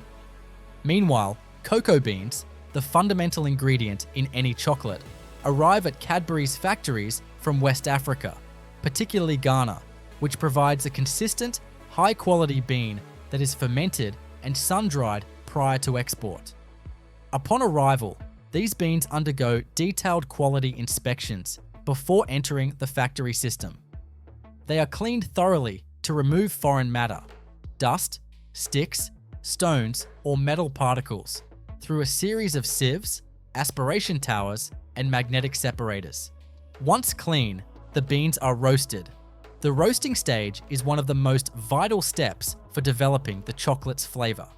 Cadbury uses hot air roasting techniques in rotating drum ovens or continuous flow systems, depending on the production volume. The temperature typically ranges from 120 to 150 degrees Celsius, and the roasting time can vary from 20 to 40 minutes. During roasting, the complex chemical reactions that form the Maillard compounds intensify the chocolate aroma and flavor, while also drying the beans to the ideal moisture level for further processing. After roasting, the beans are cooled and passed through winnowers, machines that crack them open and use air currents to separate the outer shells from the inner nibs. These cocoa nibs are rich in fat and flavor and form the base of both the cocoa mass and cocoa butter used in Cadbury products. The nibs are ground in heavy-duty mills to produce cocoa liquor, a thick, chocolatey paste made from pure nibs. Though liquid due to the heat generated during grinding, this liquor is made up of both cocoa solids and cocoa butter. At this point, the chocolate-making process diverges depending on the final product. For Cadbury dairy milk and similar products, a crucial step involves combining the cocoa liquor with sugar and milk. Cadbury's defining feature is its use of fresh milk, which undergoes its own separate treatment. The milk is condensed with sugar in heated vacuum evaporators, producing a thick, rich liquid. This mixture is then blended with cocoa liquor and cocoa butter to create a homogeneous chocolate base. In traditional British-style chocolate making, as Cadbury does, this mixture is then dried into what is known as milk chocolate crumb. This dry crumb is unique to Cadbury and imparts a signature caramelized, malty undertone that distinguishes it from chocolates made with powdered milk or Swiss-style processing. The crumb is produced by drying the combined milk, sugar, and chocolate mixture in large drum dryers or vacuum drying systems, resulting in a sandy, dry granule that is easy to store and rehydrate in later stages. The crumb is stored in large silos until needed. When it's time to produce finished chocolate, it is remixed with additional cocoa butter, sometimes more cocoa liquor depending on the product, and emulsifiers like lecithin.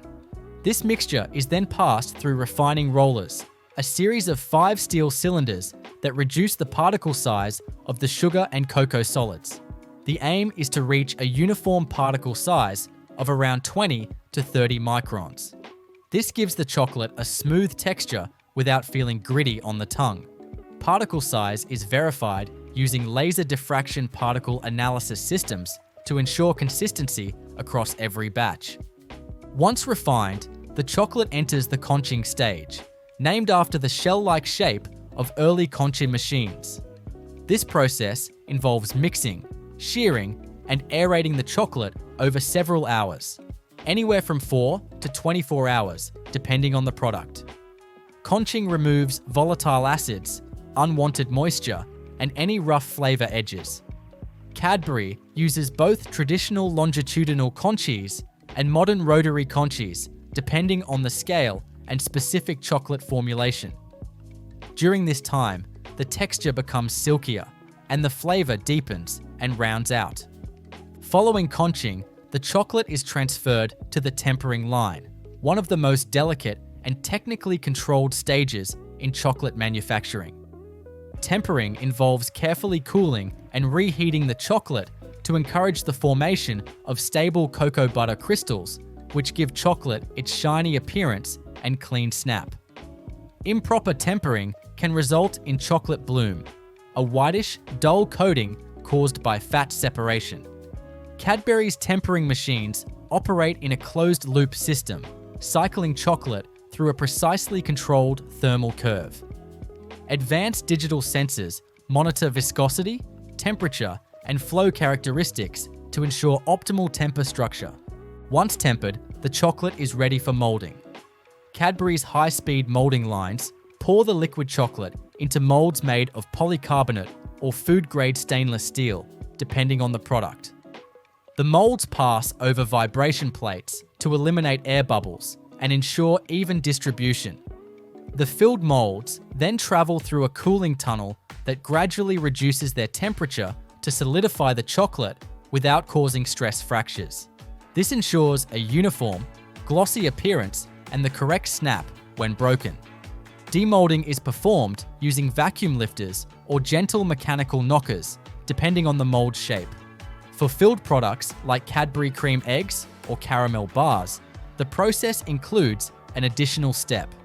Shell molds are created by partially filling and spinning molds to create a cavity, which is then filled with the flavored fondant or caramel using precision depositor heads.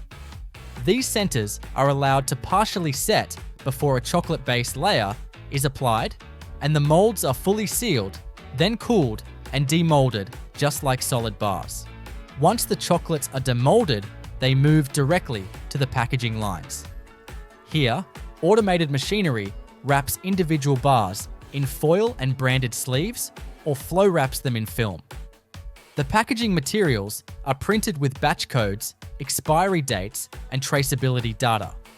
Optical scanners and X-ray systems perform real-time quality checks, looking for surface imperfections, air gaps, or foreign matter. Any product not meeting the strict standards is ejected from the line automatically. The wrapped bars are then grouped into cartons or multi-packs, which are robotically packed into shipping cases. These cases are barcoded, palletized by robotic arms, and shrink-wrapped for shipping. Pallets are stored in temperature-controlled distribution centers until they are shipped out to retailers. The entire inventory system is managed using enterprise-grade software that tracks each chocolate bar from production to warehouse to store shelf. What distinguishes Cadbury's industrial chocolate production from others isn't just its recipe, but its integration of craftsmanship and automation. Despite being a global brand, producing millions of bars per week, Cadbury maintains tight control over flavor, texture, and appearance through every stage, from the exact ratio of milk solids to the particle size in refining and the thermal curves of tempering. Every sensor, every conveyor, and every batch record plays a part in delivering a final product that's as familiar as it is meticulously engineered. Even sustainability is built into the process. Cadbury's factories are gradually moving toward carbon neutrality, with newer systems recovering heat from roasting for use in conching, and solar panels offsetting daytime energy use. Additionally, cocoa is increasingly sourced through the Cocoa Life program, which promotes fair trade, farm productivity, and community development in West Africa. In the end, every Cadbury dairy milk bar is a result of over a century of refinement, rooted in British chocolate-making tradition, but carried out in some of the most sophisticated food production environments in the world. From fresh milk and raw cocoa to the purple-wrapped bar, every step reflects a balance of nostalgia and precision, heritage and innovation. Mars chocolate bars, instantly recognizable by their dark chocolate coating, nougat core, and caramel layer, are manufactured through one of the most highly refined industrial processes in the global confectionery world. While the experience of biting into a Mars bar feels simple and indulgent, the behind-the-scenes production is anything but. It requires precision control of temperatures, flow rates, ingredient ratios, and mechanical handling, executed across multiple synchronized systems in high-speed, high-volume manufacturing plants. The entire process, from raw ingredient reception to molded bars in wrapped form, is designed for repeatability, safety, and sensory consistency, ensuring every Mars bar tastes identical to the last, whether it's made in the UK, the US, or elsewhere. It all begins with sourcing the core components: cocoa, sugar, milk, glucose syrup, and fats. Mars procures its cocoa through long-term supply contracts with farms across West Africa, where cocoa beans are fermented and dried on site before being shipped to processing facilities. Sugar is sourced from sugar beets or cane, depending on the regional plant. The milk component often comes in the form of milk powder or condensed milk, chosen for stability and easier integration into industrial formulations. Mars also uses specialty fats, vegetable oils, and cocoa butter blends for different parts of the bar to achieve specific textures and melting properties. Each of these ingredients is subjected to stringent quality control upon arrival. Cocoa powder is tested for fat content, microbial load, and flavor integrity. Milk powder is checked for protein and moisture levels. Sugars are screened for crystal size and cleanliness. Once cleared, they are transferred to bulk storage systems that feed directly into the production lines through enclosed, pressurized delivery tubes to minimize contamination. The first component to be produced on the line is the nougat base, which forms the soft but chewy core of a Mars bar. Nougat for Mars bars isn't the traditional egg white variety seen in artisanal confectionery, but a carefully engineered formula based on a whipped blend of sugar, glucose syrup, hydrolyzed soy protein, and milk powder. The dry and liquid ingredients are first mixed in large batch tanks equipped with high shear mixers. The mixture is heated to approximately 120 degrees Celsius to dissolve all solids and activate syrup structure, then cooled rapidly as it enters the aeration system. Aeration is critical. The hot syrup is whipped with nitrogen gas, chosen over air or CO2 because it's inert and maintains longer shelf stability. This whipping happens in high-capacity continuous mixers equipped with rotor-stator assemblies that shear and expand the mass into a light, foamy structure. The density is controlled down to the gram per cubic centimeter using inline flow meters and laser sensors. The freshly aerated nougat is extruded onto a cooling belt made of food-grade stainless steel or polyethylene-coated fabric. The belt runs beneath a cooling tunnel where chilled air brings the nougat's temperature down to a manageable level for further layering. At this stage, it appears as an endless beige ribbon, roughly the width and height of a Mars bar. Next comes the caramel layer, which is produced in parallel and deposited directly onto the top surface of the nougat ribbon. Caramel in Mars bars is made from a cooked mixture of glucose syrup, sugar, dairy solids, and fats, brought to a high boil under vacuum to reach the right viscosity and prevent crystallization. Caramel cookers, jacketed stainless steel kettles fitted with vacuum systems ensure that the water content is carefully reduced without burning the sugars or degrading the milk proteins. Once cooked, the caramel is pumped into a spread depositor, a mechanism that lays down a smooth, even layer of caramel over the moving nougat sheet. The temperature of the caramel during application is closely monitored, usually around 40 to 45 degrees Celsius, to maintain spreadability without melting the nougat underneath. As the composite sheet of nougat and caramel moves along the line, it enters a laminar cooling tunnel, where chilled air slowly brings both layers down to cutting temperature. This ensures that the final bar will maintain its shape during slicing. After exiting the cooling tunnel, the layered slab is conveyed to a guillotine cutter, an automated, high-speed mechanical blade that slices the continuous sheet into individual bar-sized pieces. The cutter is synchronized with the speed of the conveyor, allowing it to produce thousands of consistent cuts per hour without crushing or dragging the layers. Optical sensors track the integrity and alignment of each cut, automatically rejecting any malformed pieces before they move to the next phase. The sliced centers are now ready for enrobing in chocolate. Each nougat caramel piece is placed onto the in-feed conveyor of a high-speed chocolate enrober. This machine pumps liquid chocolate, produced from a blend of cocoa liquor, cocoa butter, sugar, milk powder, and emulsifiers, over the bar in a curtain-like flow. The bottoms are coated first by passing over a shallow chocolate bath. Then the rest is coated from the top and sides via falling curtains of tempered chocolate. The chocolate used in Mars bars is carefully tempered beforehand. Tempering is the process of heating, cooling, and reheating chocolate to create a uniform fat crystal structure, giving the coating its shine, firmness, and resistance to bloom. Mars uses fully automated tempering units that precisely control chocolate temperature to within fractions of a degree, cycling through heating coils and chilled plates in sequence before delivery to the enrober. As each piece exits the enrober, it passes over a vibration plate that shakes off excess chocolate and ensures even coverage. Some lines use air knives, streams of compressed air directed at specific angles, to remove chocolate buildup from the sides or base of the bar. The freshly coated bars then enter a cooling tunnel that runs for 15 to 20 meters, gradually reducing their temperature in controlled stages to prevent cracking or moisture condensation. These tunnels use chilled, dehumidified air at around 8 to 12 degrees Celsius. Once the chocolate has fully set, the bars proceed to the wrapping line.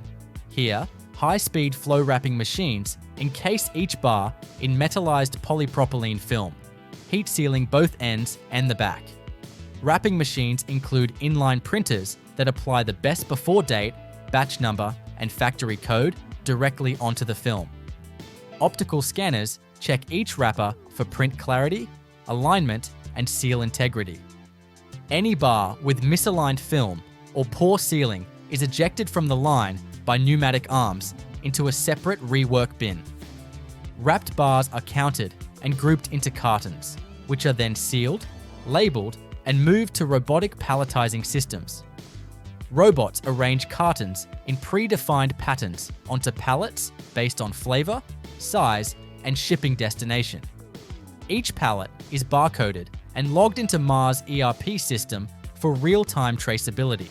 Pallets are stored in climate-controlled warehouses maintained at 18 to 20 degrees Celsius and under 50% relative humidity to preserve the chocolate's shelf life and prevent bloom or fat migration. The entire production line is monitored via SCADA systems, software platforms that oversee machine parameters, product flow, and quality metrics in real time.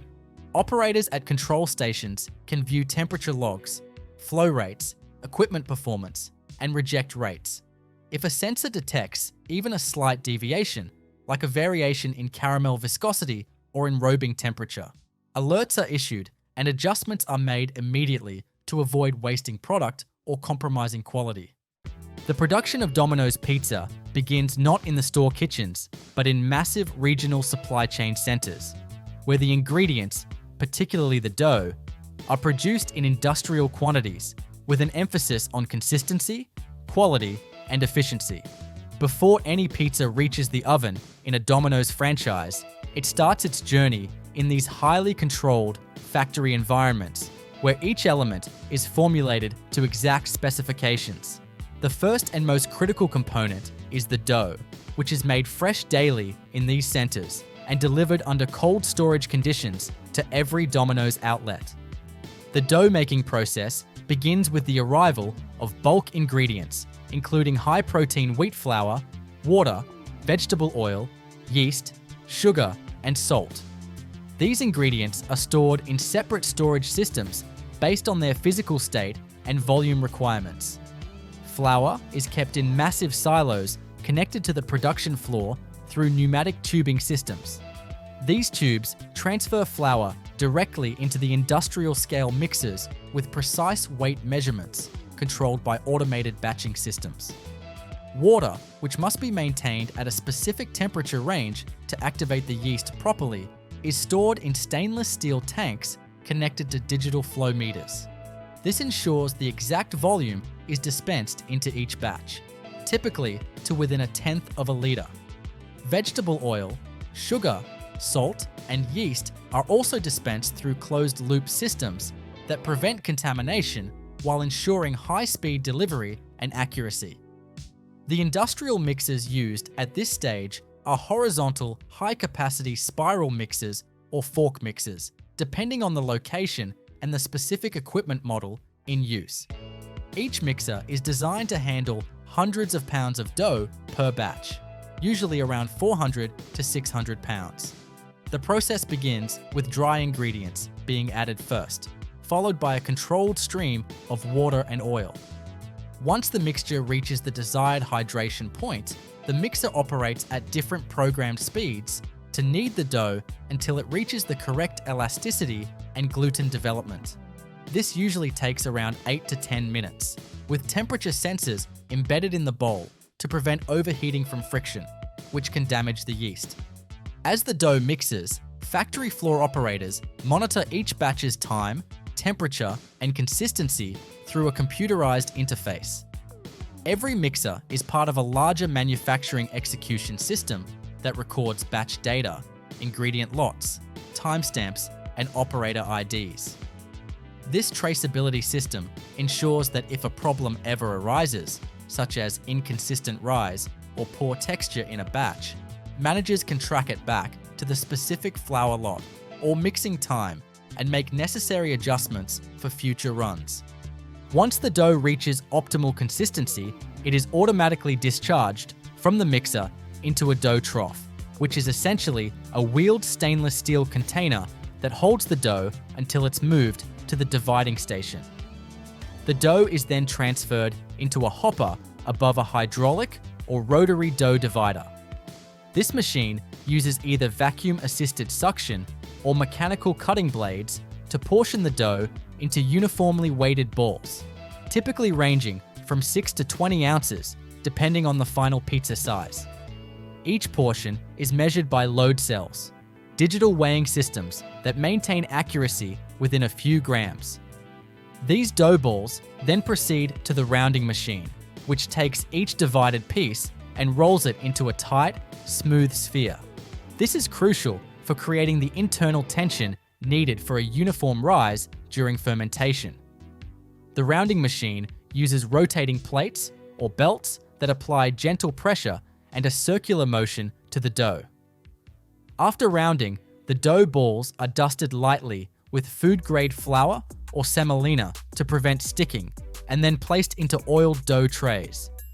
These trays are stacked and covered with plastic lids or wraps to maintain humidity and prevent surface drying. They're labeled with a printed barcode that includes the production date, time, dough type, and batch number. At this point, the dough enters the proofing phase, which is critical to developing both the structure and flavor of the final pizza base. Proofing occurs in temperature and humidity-controlled rooms, where racks of dough trays are stored for several hours. The ideal proofing conditions are generally around 80 degrees Fahrenheit with 75% relative humidity, although this can vary slightly based on factory location and yeast activity. The yeast begins to consume the sugars in the dough, producing carbon dioxide and ethanol as byproducts. This gas becomes trapped within the dough's gluten network, causing it to expand and develop the characteristic airy, chewy structure. Simultaneously, organic acids and alcohols created during fermentation start to build complex flavor notes in the dough. During the proofing period, plant operators conduct regular checks to monitor dough expansion, surface tension, and even internal temperature using infrared thermometers and visual inspection. Some factories use automated camera systems that scan the trays and calculate proofing progress by measuring the dough's rise and dome shape. Any deviations from the standard profile are flagged for intervention, whether that means extending the proofing time or moving certain trays to a different section of the proofing room. Once the dough reaches the desired level of fermentation, it is moved to the cold storage phase.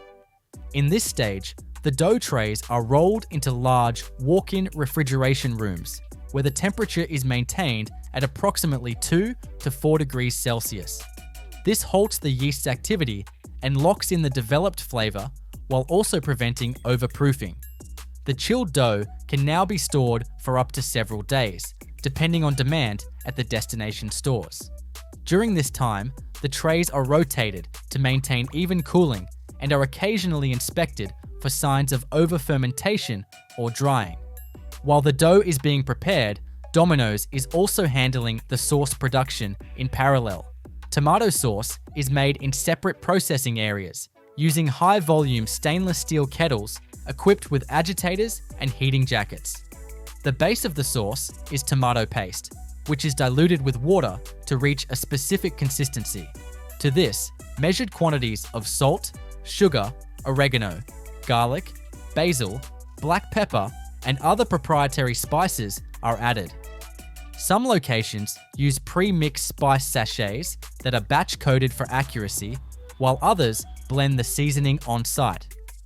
The sauce mixture is heated to temperatures between 80 and 90 degrees Celsius to sterilize it and meld the flavors.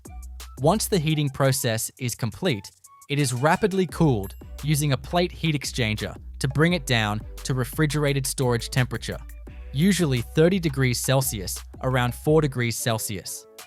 The cooled sauce is then transferred into food-safe storage containers, often in 10-liter or 20-liter units, and sealed with tamper-evident caps. Each container is labeled with a batch code and production date before being staged for shipment alongside the dough. In addition to sauce, the factory prepares other key ingredients, including shredded cheese and select toppings. The cheese used in Domino's pizzas is typically a low-moisture mozzarella, known for its excellent melting properties and stretch. Some supply centers receive the cheese in bulk blocks and shred it in-house using high-speed rotary shredders that slice the blocks into uniform strands. The shredding process includes a light coating of anti-caking agents like potato starch or cellulose to prevent clumping during storage. The shredded cheese is packed into portioned bags, vacuum sealed, and stored under refrigeration. Once all ingredients, dough, sauce, cheese, and prepped toppings are ready, they are organized and loaded into refrigerated delivery trucks. These trucks operate under a tight logistics schedule, making daily or multi-day trips depending on the volume needs of each Domino's franchise store. The internal temperature of each truck is continuously monitored using GPS-integrated data loggers, and real-time data is fed back to the supply center's central operations system. This ensures that if any deviation in temperature or route timing occurs, corrective action can be taken immediately. By the time the products arrive at the store, they are fully prepared and only require assembly and baking. The franchise stores then execute the final steps of pizza preparation, which involves pressing out the dough, saucing, topping, baking, and packaging. However, the factory's role is absolutely central to ensuring that every ingredient arrives at the exact same standard, no matter where the pizza is being made or consumed. Through this centralized and automated model, Domino's achieves consistency at a global scale, while minimizing waste and human error in the earliest and most foundational stages of production. Once the refrigerated trucks deliver the dough, sauce, cheese, and toppings to each Domino's franchise, the handling of those ingredients transitions from centralized factory production to carefully structured in-store processes that continue to follow standardized protocols. However, the factory's influence is far from over at this point. The store-level procedures are engineered to mirror the consistency, precision, and speed found in the supply chain centers, effectively extending the factory environment into each retail location. Inside the store, the first critical action is the proper storage of the dough. As the dough trays arrive straight from cold storage, they are transferred into the store's walk-in refrigerator, where they are kept at a consistent temperature of 2 to 4 degrees Celsius. Each dough tray remains sealed with its identifying barcode, which includes the production batch, date, and shelf life.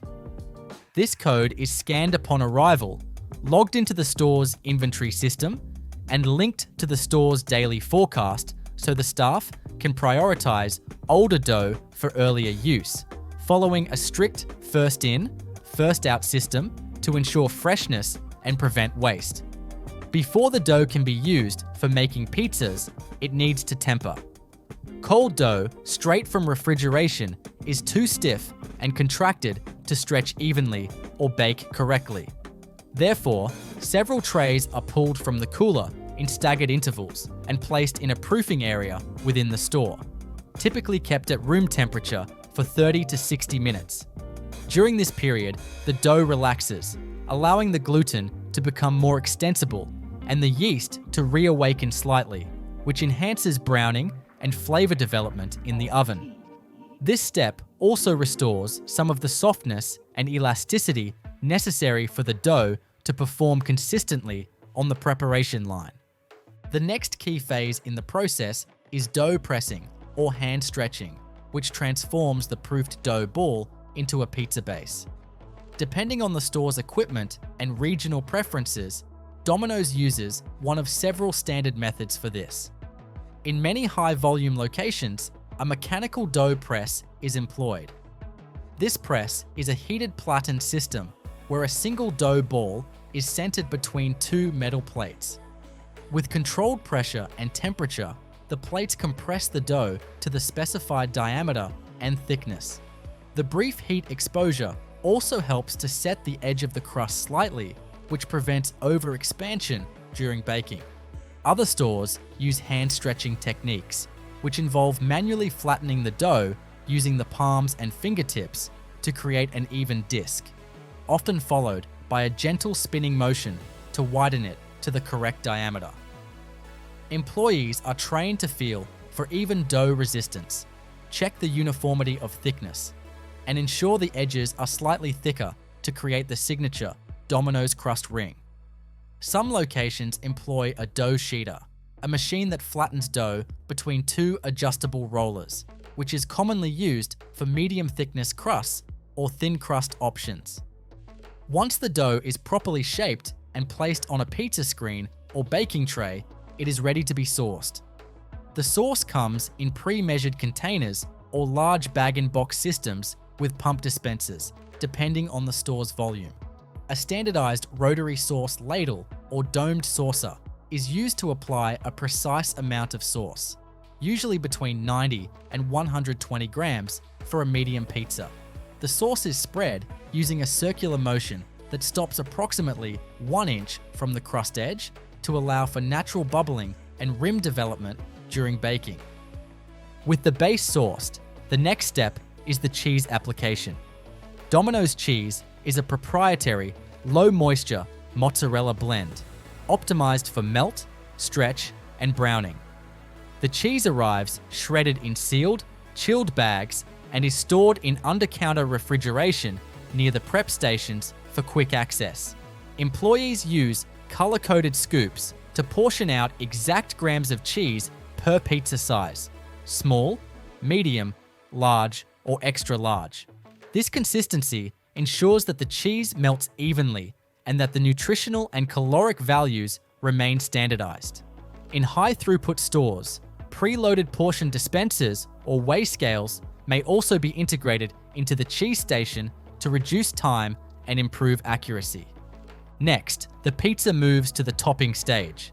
Domino's toppings, such as pepperoni, Italian sausage, mushrooms, green peppers, onions, olives, jalapenos, grilled chicken, and bacon, are kept in ingredient rails with stainless steel pans, maintained at safe refrigeration temperatures using undermounted chillers. Each topping has a designated scoop or set of tongs, and employees are trained to apply the correct amount and distribution per pizza size and recipe. Toppings are applied in a set sequence to ensure even cooking and consistent flavor layering. For example, pepperoni slices are laid edge to edge to cover the surface in a signature circular pattern, while sausage crumbles are more scattered to allow airflow between pieces. Vegetables are typically added last, as their moisture content can impact the crispness of the crust if layered too deeply. Domino's uses laminated guides and portion charts to ensure that every pizza, regardless of who's preparing it, looks, weighs, and tastes the same. With the pizza fully assembled, it is placed onto a conveyor belt oven, also known as an impingement oven. This oven style uses jets of superheated air blasted from top and bottom to ensure even baking. The oven belt is set to a precise speed, generally resulting in a 5.5 to 7 minute bake time, depending on the pizza size and topping density. The oven's digital interface allows staff to select different profiles for thin crust, hand-tossed, deep dish, or extra cheese options. Each profile adjusts air velocity, top and bottom heat ratio, and belt speed to produce the ideal bake for that style of pizza. During baking, several chemical and physical transformations take place. The crust expands slightly from the final stage of yeast fermentation. Steam is released from the sauce and toppings, and the cheese melts and begins to brown through the Maillard reaction. Excess moisture from vegetables is evaporated by the oven's airflow, ensuring the crust remains crisp and doesn't sag. The pizza emerges from the other side of the oven, fully baked and ready for slicing. At the end of the conveyor, pizzas are transferred to a staging counter, where they rest for 20 to 30 seconds to allow the cheese to set slightly. Then, using a rocker blade or circular pizza cutter, employees cut the pizza into standard portions, usually 8 slices for a large pizza, based on Domino's cutting guides. Each pizza is then slid into a branded corrugated cardboard box, which is specially designed with vent holes and moisture-absorbing liners to preserve crispness during delivery. Every box is sealed and receives a printed label generated by the store's order management system. This label includes the customer's name, order number, timestamp, and pizza specifications. For orders placed online or through the app, this also triggers an update on Domino's proprietary pizza tracker, which uses real-time data from kitchen sensors to notify customers of each stage, from dough prep to oven entry, baking, boxing, and out for delivery status. Throughout the day, all these processes are monitored for compliance with Domino's global standards. District managers conduct regular audits using detailed checklists covering dough handling, oven cleanliness, bake quality, topping accuracy, and safety procedures. Additionally, Domino's has built-in kitchen timers and alert systems that ensure no dough is held at room temperature too long, no pizzas sit unboxed beyond the quality threshold, and no ingredients are used past their hold times. Each store's operations are built to match the precision and consistency of the supply chain factories. In fact, many stores undergo periodic retraining sessions to realign their practices with the upstream factory procedures. This ensures that no matter how far the finished product is from the centralized dough production, the final experience to the consumer remains nearly indistinguishable between one location and the next. As soon as a Domino's pizza is sliced and boxed, the journey continues into a carefully engineered phase focused on preserving product quality and maximizing delivery efficiency. At this point, what might appear to the customer as the simple act of putting a pizza in a box and sending it out the door is, in reality, a continuation of Domino's factory-grade systems, refined, tracked, and executed with industrial precision. Each Domino's box is made of specially designed corrugated cardboard, engineered not only to be structurally strong enough for stacking and transportation, but also to allow moisture control and thermal retention. Small vent holes are strategically placed around the box edges to allow steam to escape without sacrificing internal heat. This is critical to maintaining a crisp bottom crust while keeping the cheese and toppings hot and intact during transit. The liners inside some specialty pizza boxes also use grease-resistant coating and moisture-wicking micro layers that reduce sogginess, especially in pizzas with heavier vegetable or meat toppings. Once the pizza is placed in its box, a label is immediately printed and applied. This label contains all relevant details: the order number, pizza type, time of bake, the customer's name and address, and specific cooking instructions if applicable, like extra crispy crust, light sauce, or no cheese. More importantly, the label also includes digital timestamps and batch codes that tie the finished product directly back to every earlier phase of production. These codes link the order to its dough batch, sauce mix, cheese lot, and even the name of the employee who boxed it. This allows full traceability, and in the event of a customer complaint or quality issue, managers can pull up detailed records to investigate and resolve the problem efficiently. The next link in the process is the delivery system, which Domino's has industrialized to a level similar to its supply chain and production operations. Every Domino's location uses a centralized digital system to optimize delivery routes, monitor driver location, and track pizza temperature using estimated time-to-door algorithms. In some urban areas or flagship locations, Domino's even uses thermal sensors and GPS modules in the delivery bags themselves.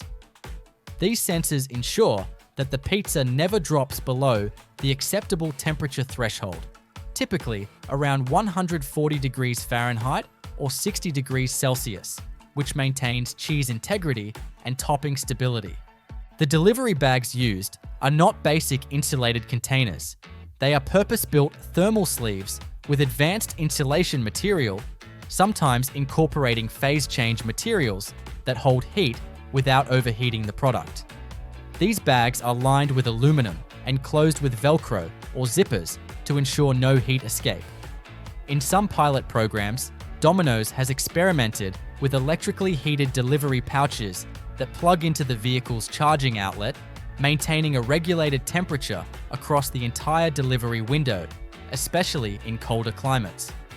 While the pizza is en route, Domino's proprietary pizza tracker remains active. This cloud-based interface receives inputs from multiple sources: the POS system, kitchen sensors, label printer, and delivery dispatch terminal, and creates real-time updates for the customer. As soon as the order is marked out for delivery, a countdown begins based on predictive delivery timing, factoring in distance, time of day, historical traffic data, and driver availability.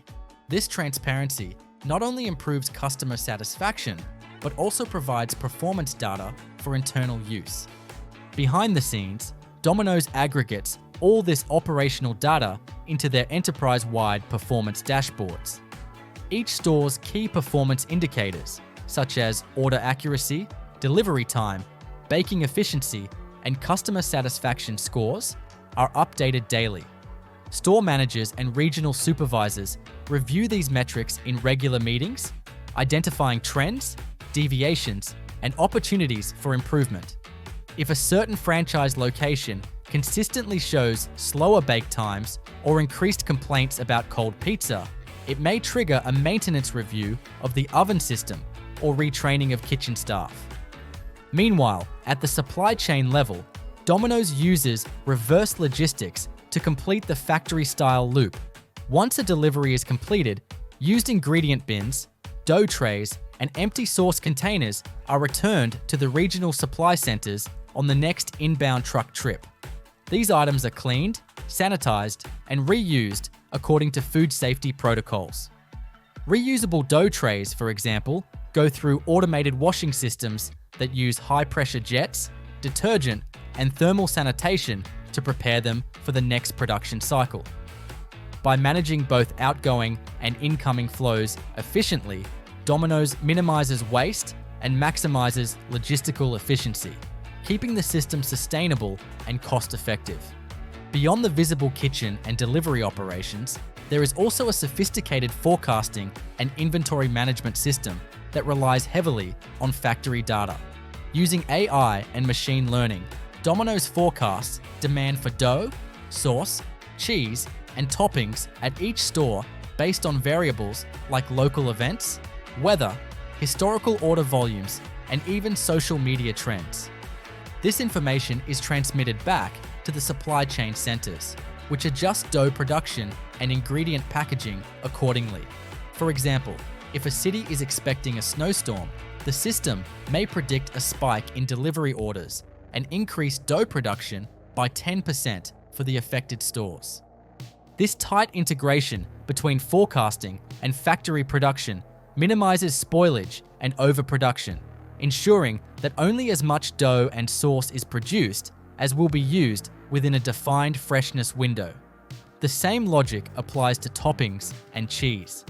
Ingredients that are nearing the end of their shelf life can be flagged automatically, prompting store managers to run promotional offers or bundle deals to encourage faster turnover. By linking the retail environment back to the factory floor, Domino's achieves a level of responsiveness and precision rarely seen in traditional food service operations. Domino's also incorporates periodic updates and R&D feedback into its manufacturing systems. When a new product is launched, such as a specialty crust or a new line of toppings, the manufacturing centers adapt their formulations and packaging processes to accommodate the change. For instance, a new crust option may require a dough with a different hydration level or proofing profile. In that case, dough mixers are recalibrated, proofing room settings adjusted, and additional QA steps introduced. The product launch timeline includes upstream changes that affect every supply chain center, down to the labeling system and transport logistics. To maintain global brand consistency, Domino's has standardized its production protocols across all countries, yet also incorporates regional customization. For instance, the dough produced in India may include slight formulation changes to better suit local humidity levels or flour types. In Japan, where crust styles vary, dough mixing and resting procedures may be adapted for fluffier or rice-infused bases. However, the core manufacturing principles, precise batching, automated mixing, cold chain delivery, and digital inventory tracking remain consistent regardless of geography.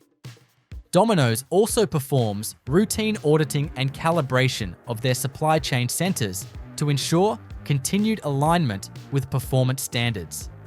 Factory equipment such as mixers, dividers, and temperature control units are subjected to preventive maintenance and calibration checks at regular intervals. Technicians verify dough density, elasticity, and yeast activity using physical measurements and digital readouts.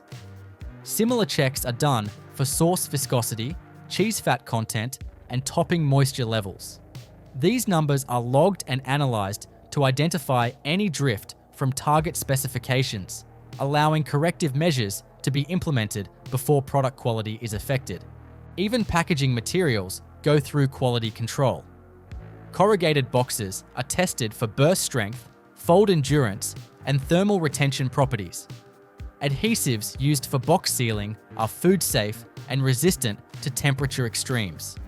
The printing quality on labels is monitored to ensure clarity and durability, as these labels serve both customer-facing and internal traceability functions. Everything down to the ink used on packaging is selected for durability under heat and moisture, a testament to the factory-level thinking that permeates the entire Domino's ecosystem. Toblerone chocolate production begins with the sourcing and intake of its core raw materials: cocoa mass, cocoa butter, sugar, milk powder, honey, almonds, and soy lecithin as an emulsifier. The distinct taste of Toblerone, known for its smooth Swiss milk chocolate interspersed with chewy nougat and honey almond notes, relies on both the precision of ingredient handling and the consistency of every preparation stage. The factory intake process starts with the arrival of these ingredients at the manufacturing plant's loading bay. Each ingredient is stored and transported under specific conditions tailored to its nature. For example, cocoa mass and cocoa butter, which are highly sensitive to temperature and oxidation, are delivered in thermally stabilized containers that keep them in a semi-solid state.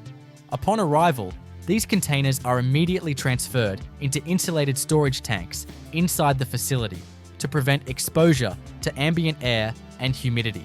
These tanks are purged with inert nitrogen gas to minimize oxidation and preserve flavor integrity. Milk powder, sugar, and lecithin arrive in sealed food-grade sacks or large bulk bins and are lifted by pneumatic suction systems into silo units for temporary storage. Before anything enters the production stream, comprehensive quality assurance testing is conducted. Samples from each delivery are checked for microbiological safety, color, flavor, moisture content, and texture. Specialized equipment such as near-infrared spectrometers and rotary viscometers are used to assess these parameters in real time. Once verified, the production of the chocolate base begins.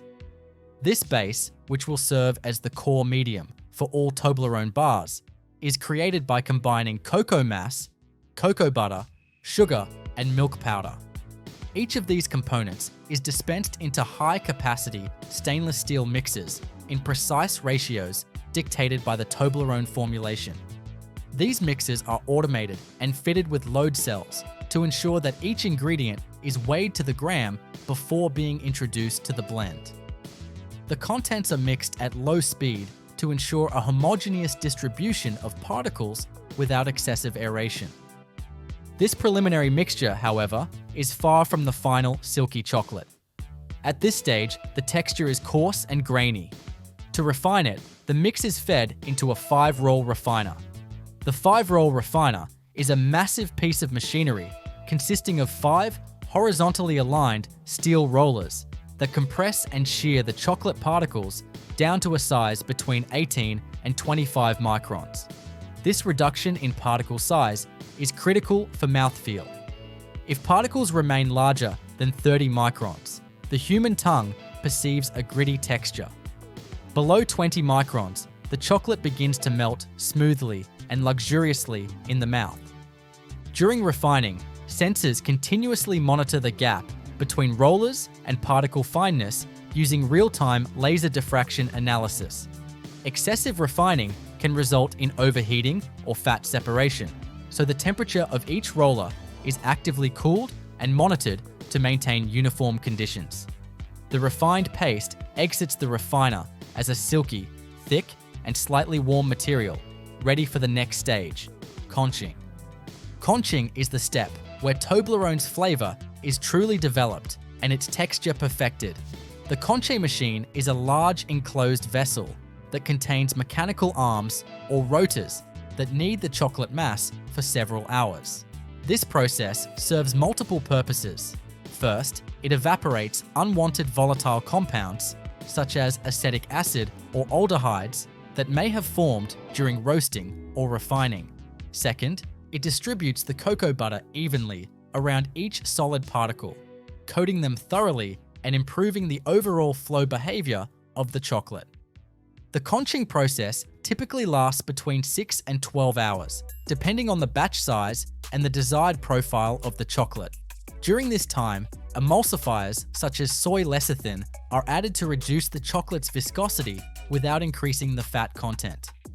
This makes the chocolate easier to mold and coat, while also enhancing its melt-in-the-mouth properties.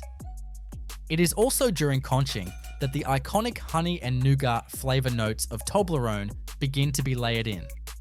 Honey is added in measured amounts, not just for sweetness, but also to contribute to the product's distinct aroma and chewiness once combined with nougat. The factory conching process uses controlled heat, usually between 45 degrees Celsius and 80 degrees Celsius, to keep the cocoa butter in a liquid state. Temperature control is crucial. Too hot, and the chocolate risks burning or developing off flavors. Too cold, and the process slows, failing to drive off sufficient moisture. Modern conchies are equipped with real-time pH, moisture, and volatile compound sensors that feed back into the control system, allowing operators to adjust mixing speed, arm pressure, or temperature on the fly.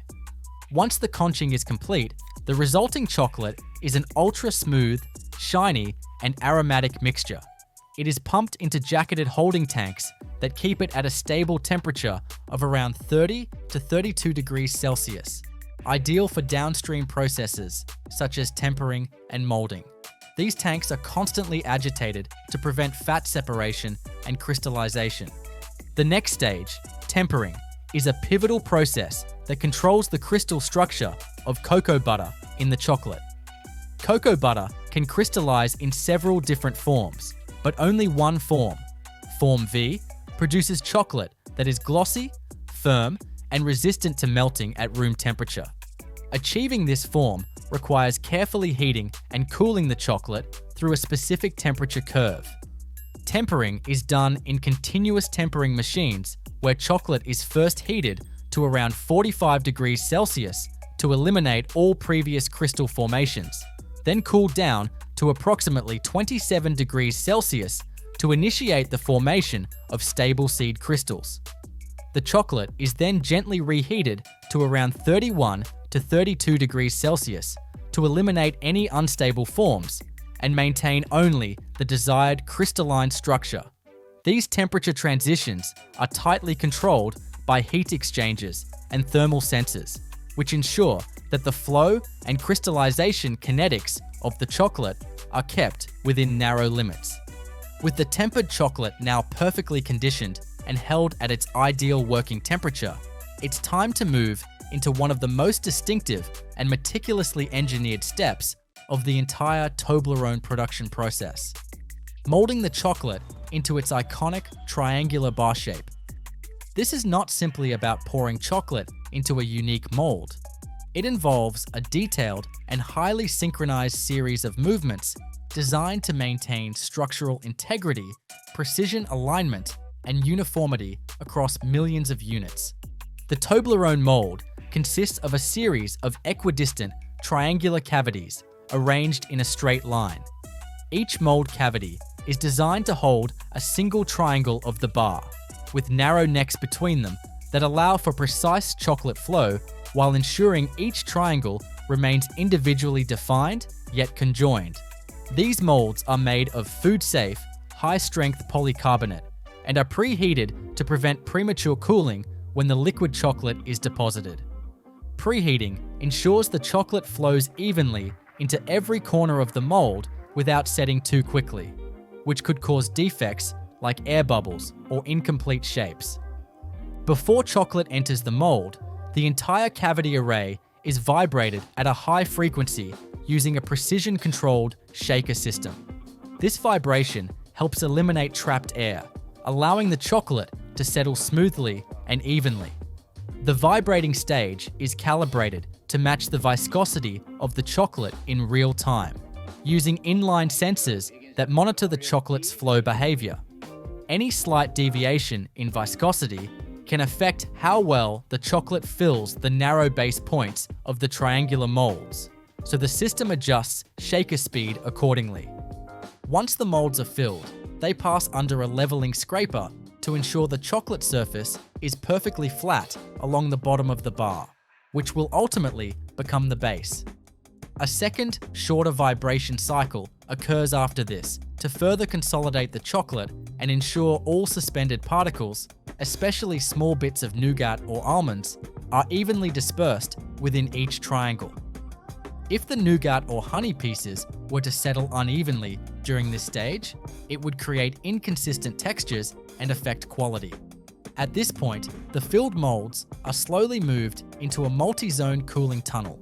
The tunnel is designed to gradually reduce the temperature of the chocolate from around 32 degrees Celsius to below 10 degrees Celsius over the course of several minutes. The zones begin with gentle ambient cooling, progressing through stages of increasingly chilled air, circulated by high-efficiency fans. The slow drop in temperature is crucial. If chocolate is cooled too rapidly, it can develop stress fractures, surface bloom, or uneven crystallization. The cooling system is monitored constantly using digital thermometers, hygrometers, and flow sensors to guarantee uniform airflow and humidity across every inch of the tunnel. As the molded bars pass through each zone, the cocoa butter crystallizes uniformly into the stable form V lattice structure, locking in glossiness and snap. This stage also causes the chocolate to shrink slightly away from the walls of the mold, which facilitates easy demolding later. Once the bars exit the cooling tunnel, they are still within the molds, but now fully solidified and dimensionally stable. Next, the demolding process begins. The molds are inverted onto conveyor belts equipped with soft silicone pads that cushion the fall of each bar as it's ejected. Demolding can be done either pneumatically, where jets of compressed air push the back of the mold to dislodge the bar, or mechanically, using plungers that gently press the chocolate out. In either case, sensors monitor the success rate of ejection, and any mold that fails to release the bar is automatically sent to a rework line. Once the Toblerone bars are released from the molds, they are briefly passed through an inspection station where machine vision systems check for mold, fill consistency, breakage, surface defects, and geometric conformity. High-resolution cameras and laser profiling tools compare each bar against stored 3D models. Bars that fall outside tolerance thresholds are marked for reprocessing, where they will be remelted and reintegrated into the production line. The successfully molded and cooled bars now enter the next phase, packaging. Before wrapping, each bar passes through a controlled dehumidification tunnel. This step is critical for preventing condensation during packaging, which could lead to microbial growth, sugar bloom, or spoilage.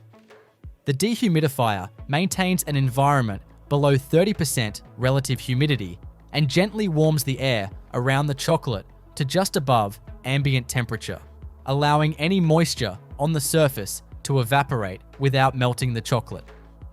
Once surface conditions are stabilized, the Toblerone bars move to the wrapping station. Here, the bars are individually picked and aligned onto a high-speed belt, where the characteristic triangular cardboard sleeve is automatically wrapped around each one.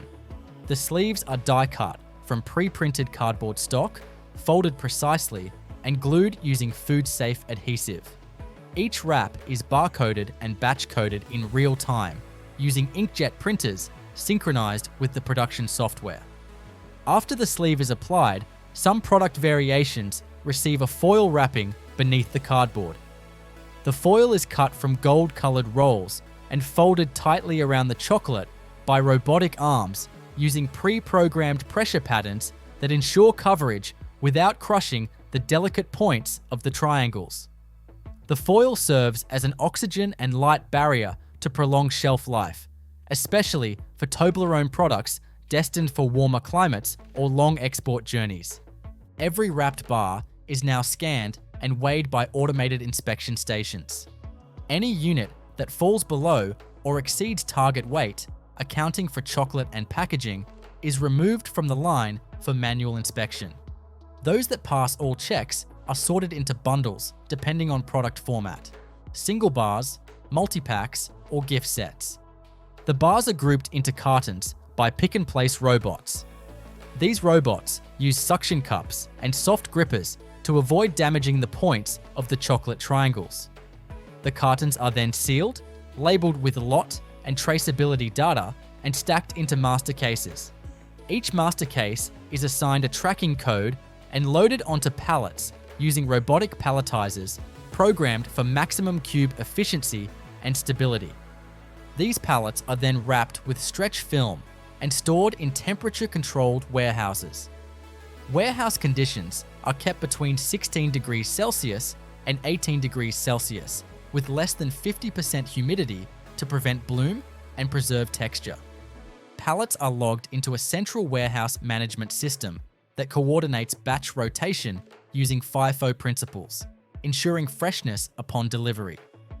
Now that the Toblerone bars have been successfully molded, inspected, and packaged into their iconic triangular sleeves, the next stages of the factory operation transition from chocolate engineering into full-scale logistics, global adaptation, and product diversification, all of which require just as much planning, precision, and technical orchestration as the earlier phases of the chocolate creation itself. The journey from packaged bar to store shelf begins in the factory's outbound logistics area, where every finished pallet is scanned into the warehouse management system. The system integrates with enterprise resource planning software to track inventory levels, prioritize shipping based on destination climate, customs requirements, and expiration dates, and coordinate loading dock activity to maximize efficiency and avoid bottlenecks. At this point, temperature control becomes a dominant concern. Because chocolate is sensitive to thermal shock and prolonged exposure to high humidity or temperatures, all shipments are required to pass through insulated loading bays equipped with temperature buffering systems. These systems maintain consistent conditions even as trucks are loaded, preventing any temporary environmental spikes that might affect product integrity. For shipments destined for nearby distribution centers within a 200-kilometer radius, standard refrigerated trucks are used. These trucks are pre-cooled to the exact storage requirements, typically 16 to 18 degrees Celsius, and each one is fitted with temperature loggers and GPS tracking units that upload data to the central logistics server in real time. Any deviation in internal truck temperature during transit is flagged automatically, prompting quality control checks upon arrival. For export shipments, particularly to regions like Southeast Asia, Africa, or South America, Toblerone products are loaded into refrigerated shipping containers with independent power units, ensuring continuous cold chain conditions during ocean transport that may span up to 3 weeks.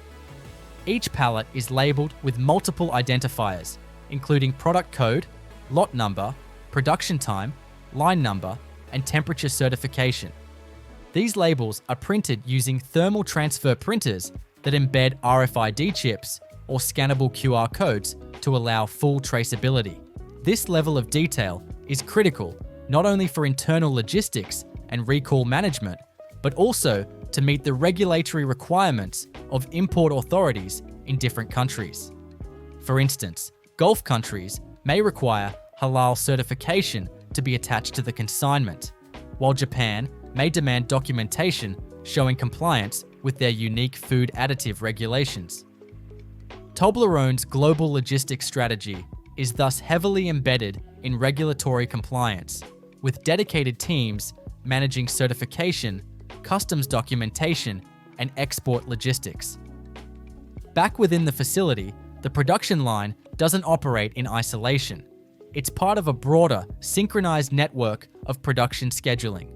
Toblerone is not produced as a single SKU, but in a wide variety of formats, each requiring slightly different processing configurations.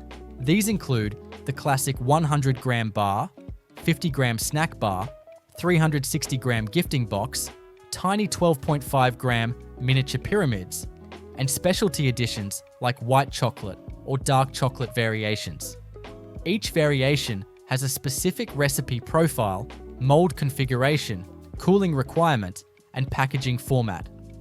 Switching between variants requires a carefully managed process known as a changeover. A changeover begins with a complete emptying of all hoppers, pipelines, and depositors currently filled with one chocolate variant. The equipment is flushed using tempered cocoa butter or neutral chocolate mass to clear residual flavors and prevent cross-contamination. Then, the line undergoes a clean-in-place cycle involving detergent wash, water rinse, and final steam sanitization. Sensors measure residual proteins and fats in rinse water to confirm cleanliness. Only after quality control confirms a clean system does the new variant's ingredients enter the production stream. Changeovers also affect the molding system.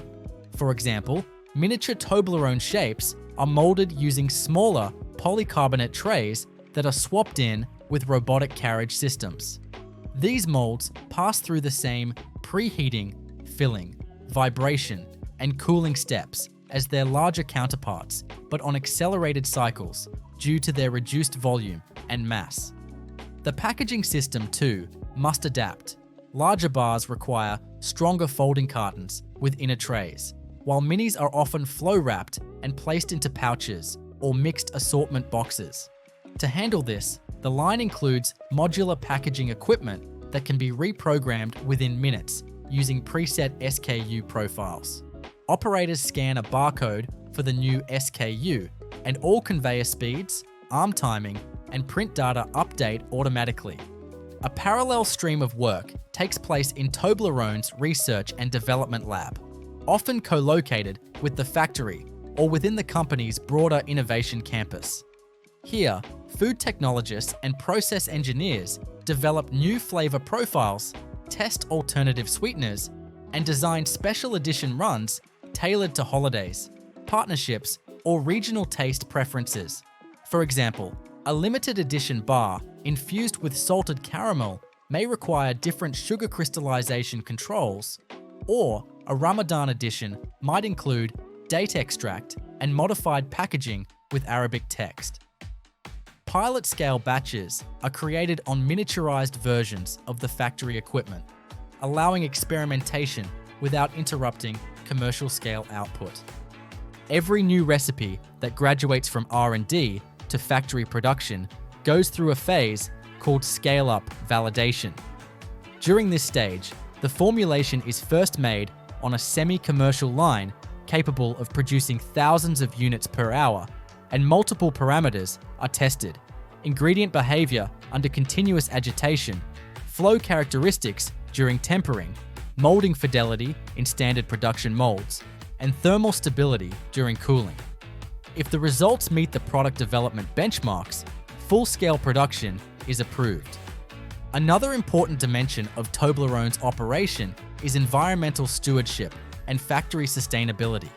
In recent years, the facility has upgraded many of its core systems to reduce carbon footprint, minimize waste, and improve energy efficiency.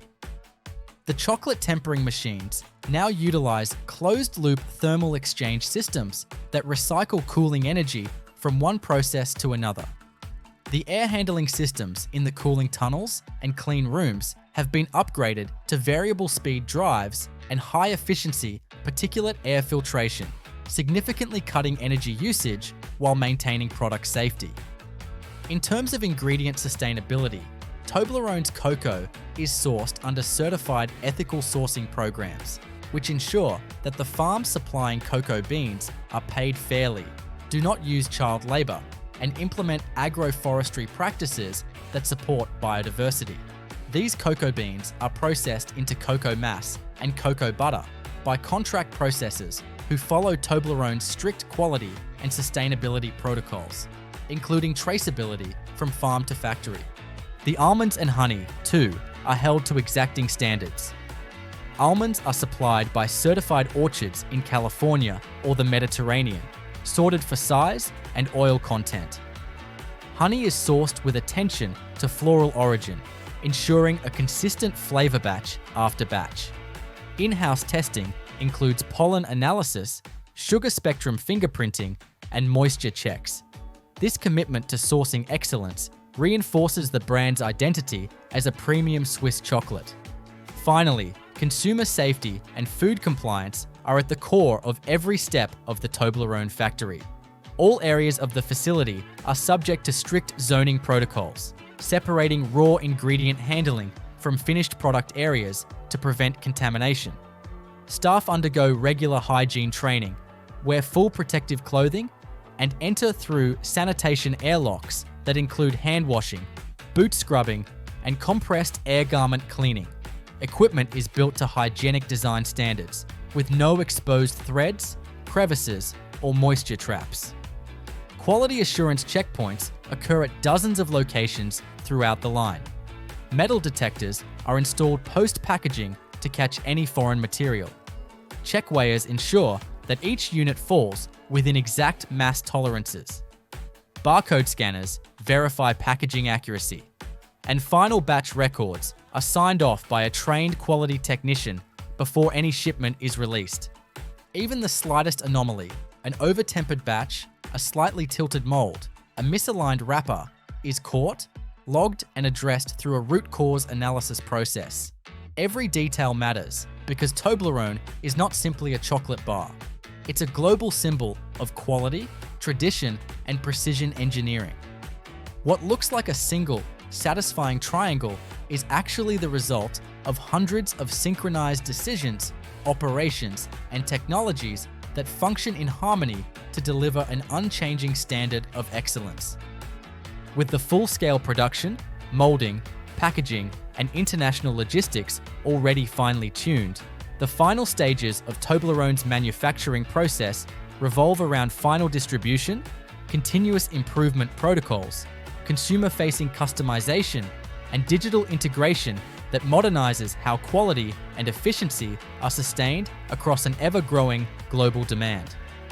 Once pallets of finished, labeled, and verified Toblerone products are ready for shipment, they enter the outbound logistics management system, where real-time data on shipping routes, order queues, and warehouse availability determine where each batch goes next. The system doesn't just track inventory, it optimizes routes based on transportation cost, shelf life preservation, retail replenishment cycles, and sales forecasts provided by global distribution partners.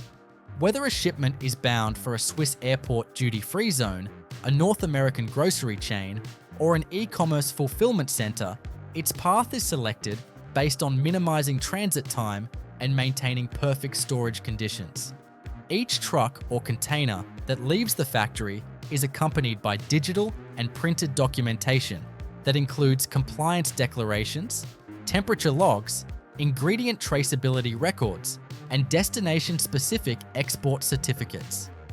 These are often required at borders for customs clearance, particularly in markets with strict regulations around food labeling, allergens, or religious dietary requirements like halal or kosher certifications. The factory's compliance team works in sync with shipping personnel, constantly updating their records as international regulations evolve.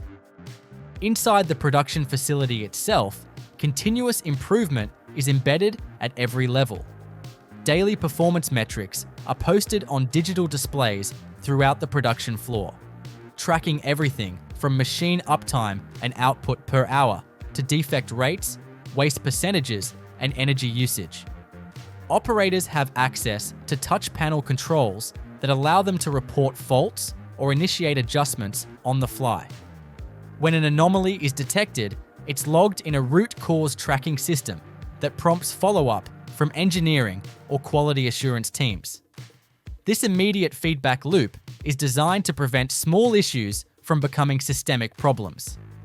Preventive maintenance also plays a major role in sustaining Toblerone's high production standards. Every piece of equipment in the line, from chocolate mixers to automated packers, is tagged with a maintenance schedule integrated into the plant's CMMS. Operators are prompted automatically when a belt needs replacement, a blade needs sharpening, or a motor requires lubrication. By minimizing unplanned downtime, the factory ensures consistency in output and avoids any deviation from scheduled production volumes. Consumer customization is another frontier in Toblerone's manufacturing strategy.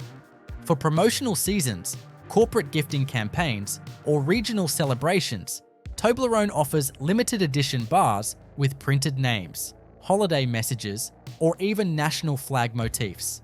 Chooses only russet Burbank potatoes for their fries. These aren't your average spuds. They're chosen for their unique qualities, making them perfect for frying. These potatoes aren't picked just because they taste good.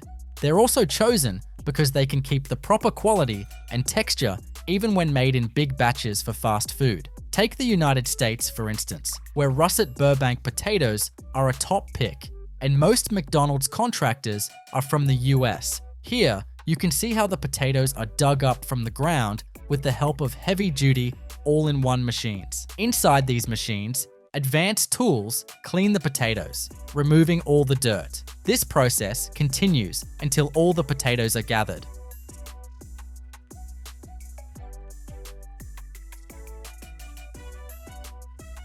All these potatoes are then collected and stored in a room.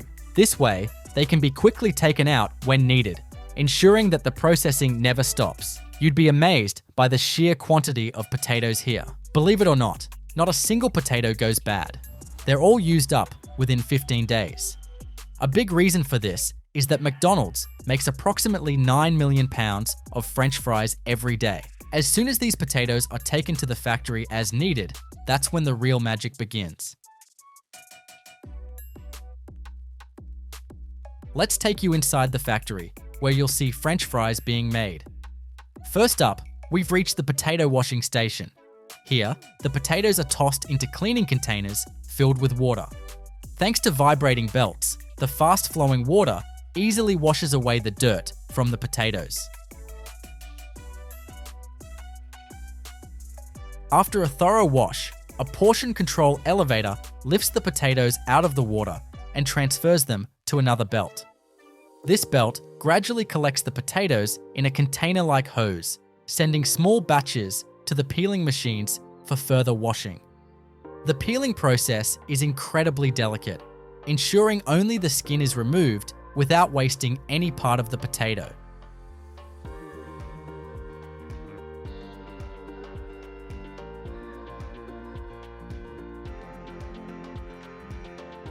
Once the potatoes are peeled and clean, they're moved through belts to the third washing chamber.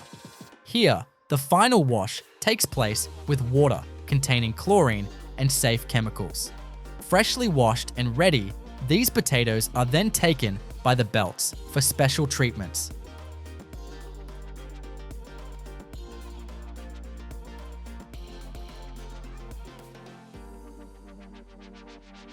What you're seeing, all these units standing tall, are actually fine cutting chambers.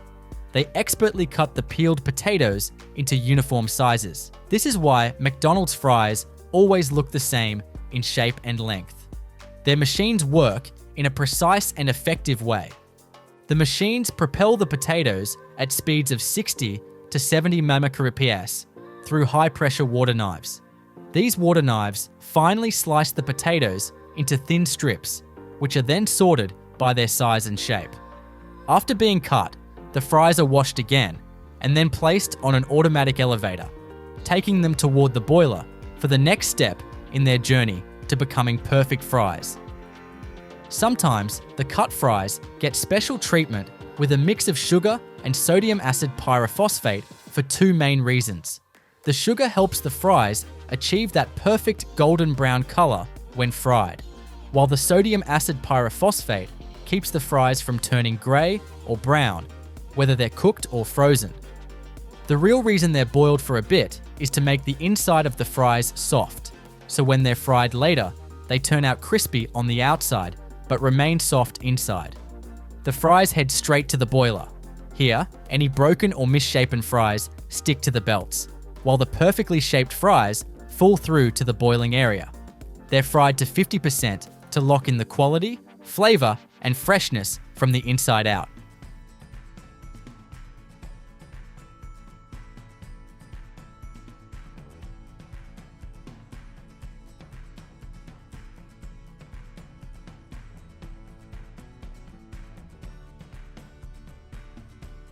This step also removes some water and starch from the fries, creating a light crust on them. The oil they're fried in is a mix of canola, corn, soybean, and hydrogenated soybean oils. This blend is healthy because it doesn't contain trans fats or cholesterol. After the fries are half fried, they're taken out with an elevator and set aside to air dry. This usually takes about 5 to 10 minutes. During this time, any extra oil dries up, making the crispy, half-cooked fries ready for packing. The fries that are only half-cooked get frozen super fast in a special freezer tunnel. This keeps their taste and texture just right. Freezing them quickly is important to make sure they all look the same and can be stored without going bad. Potatoes can spoil quickly once they're peeled or cooked. After that, the fries are put in cool trucks or storage areas, all set to be sent off to restaurants.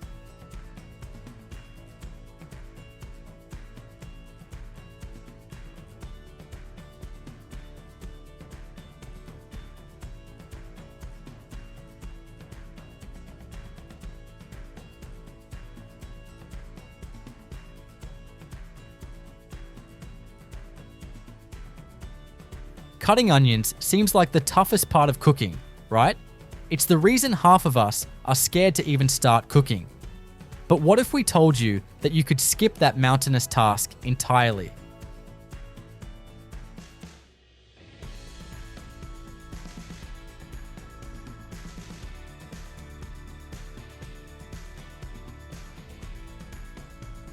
These machines are so efficient that no matter how you place the onion, they'll figure it out, set it right, and then, with the help of a belt that looks like a bunch of molds, make peeling and cutting super easy. First, gadgets that remove the tough outer layer grab onto the onion and peel it away in no time. Look at how cleanly and perfectly peeled these onions are now, all thanks to these fantastic machines. After a manual quality check to ensure no bad onions slip through, they're sent to be cut. This manual check is crucial. If there's a bad one, it can be caught and removed by hand. With incredibly precise cutting, all these onions are then packed and frozen, ready to help you out in the kitchen. If you want to get the job done without even touching the fish, don't worry, these machines will do everything for you. You won't have to touch them at all. These preset units seal a specific amount of fish into packets perfectly. It's rare for these machines to make mistakes. Well, to say they never do would be stretching it. They do make errors, but only at a rate of 0.001%, because they're tested over 100 times before being used in factories. First off, thanks to their excellent eyesight, these machines quickly sort out the bad apples to one side while the good apples gently move along the belt. These good apples are on their way to be turned into apple puree, which is used in a variety of delicious dishes. These machines process a ton of apples into smooth, sweet puree in no time. It's amazing to see apples zip through this process and come out as something that makes our food taste so good. The apple skins are removed and sent to another area, often ending up mixed into fodder at dairy farms.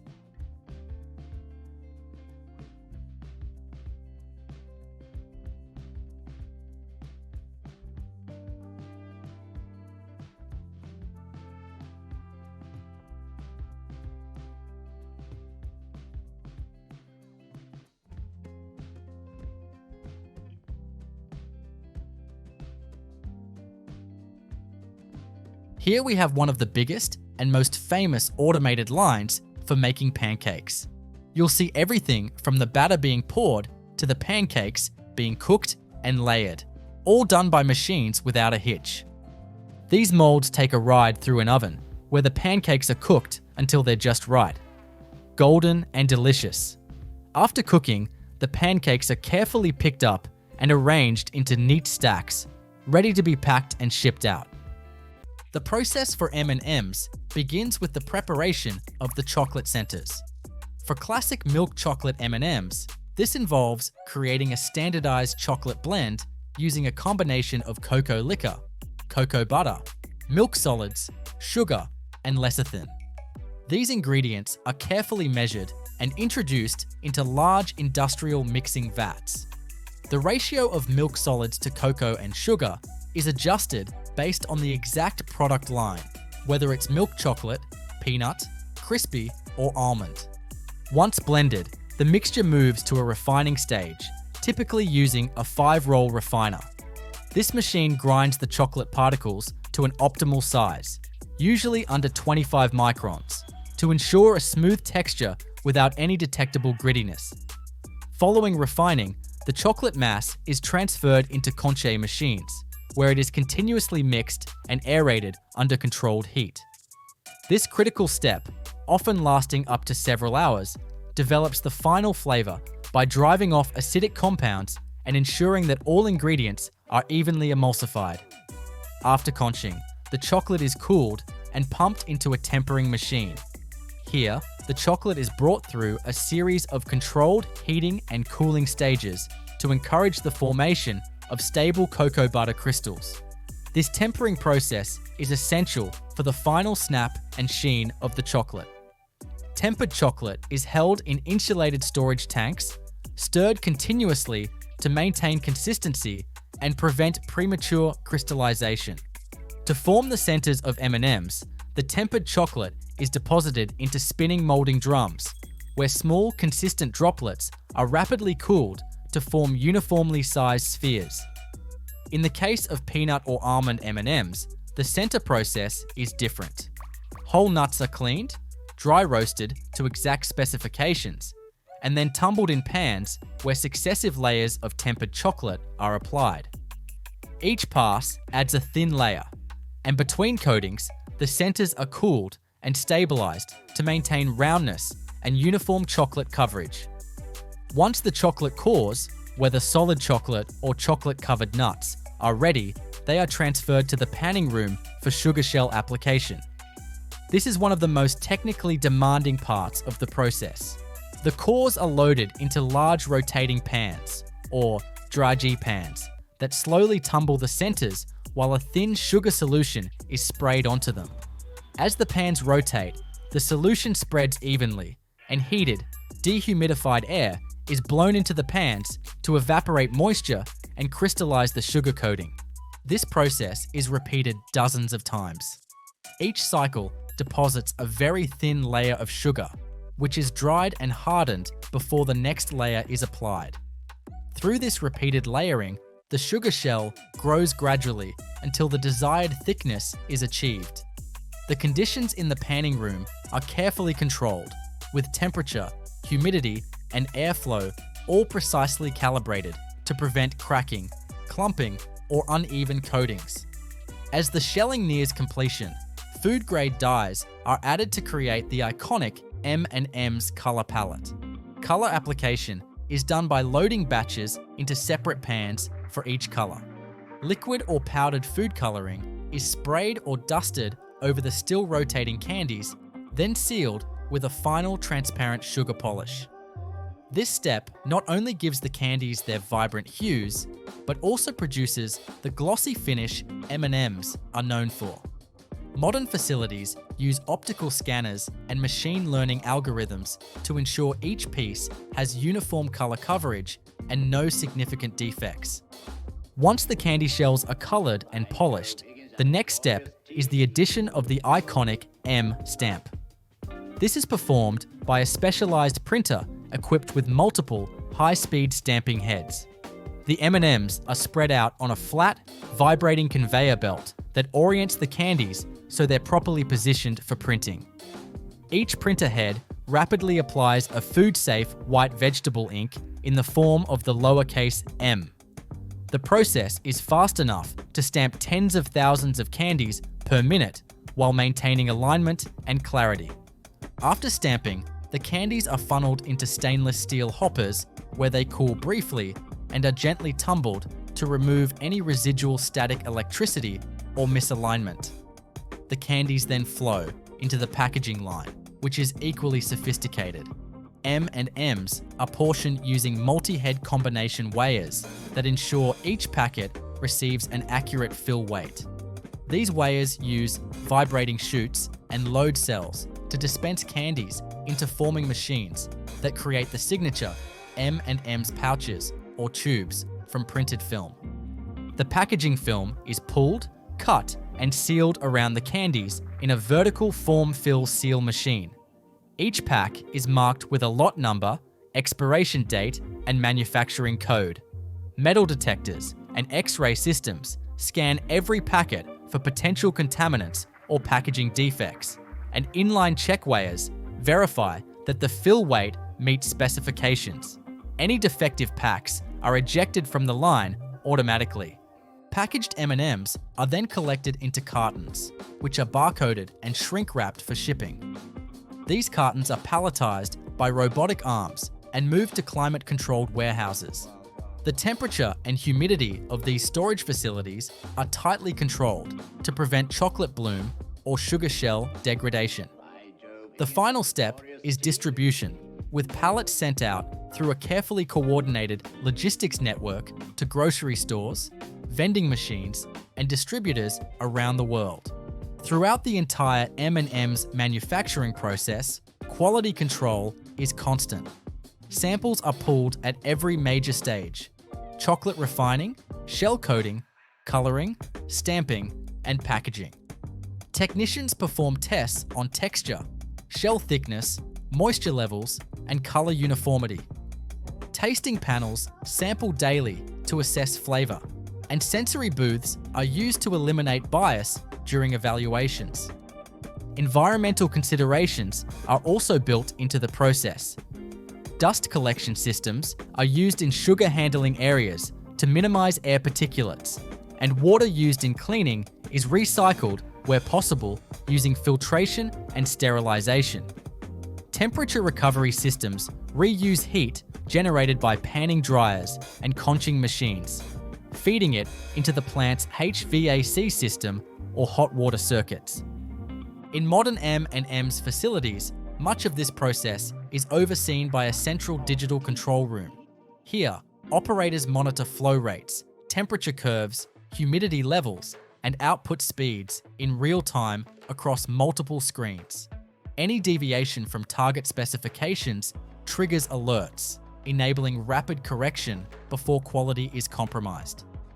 Machine learning algorithms analyze production data to forecast maintenance needs, optimize energy consumption, and predict the impact of recipe tweaks.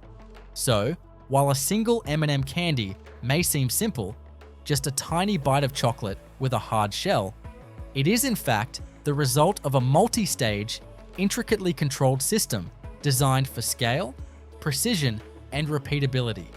Each piece is the culmination of decades of engineering, from chocolate particle refinement and shell layering to robotic stamping and data-driven packaging. The result is a product that delivers the same color, crunch, and creamy center millions of times a day all over the world. Wafer production begins with the precise mixing of a liquid batter made from wheat flour, sugar, vegetable oils, leavening agents, salt, and water. This mixture is pumped into a pressurized holding tank, kept under constant agitation to maintain uniformity. From there, it flows into a series of wafer baking plates arranged on a rotary belt oven. Each set of plates clamps down, spreading the batter evenly across the mold surface as it rotates through a high-temperature tunnel oven.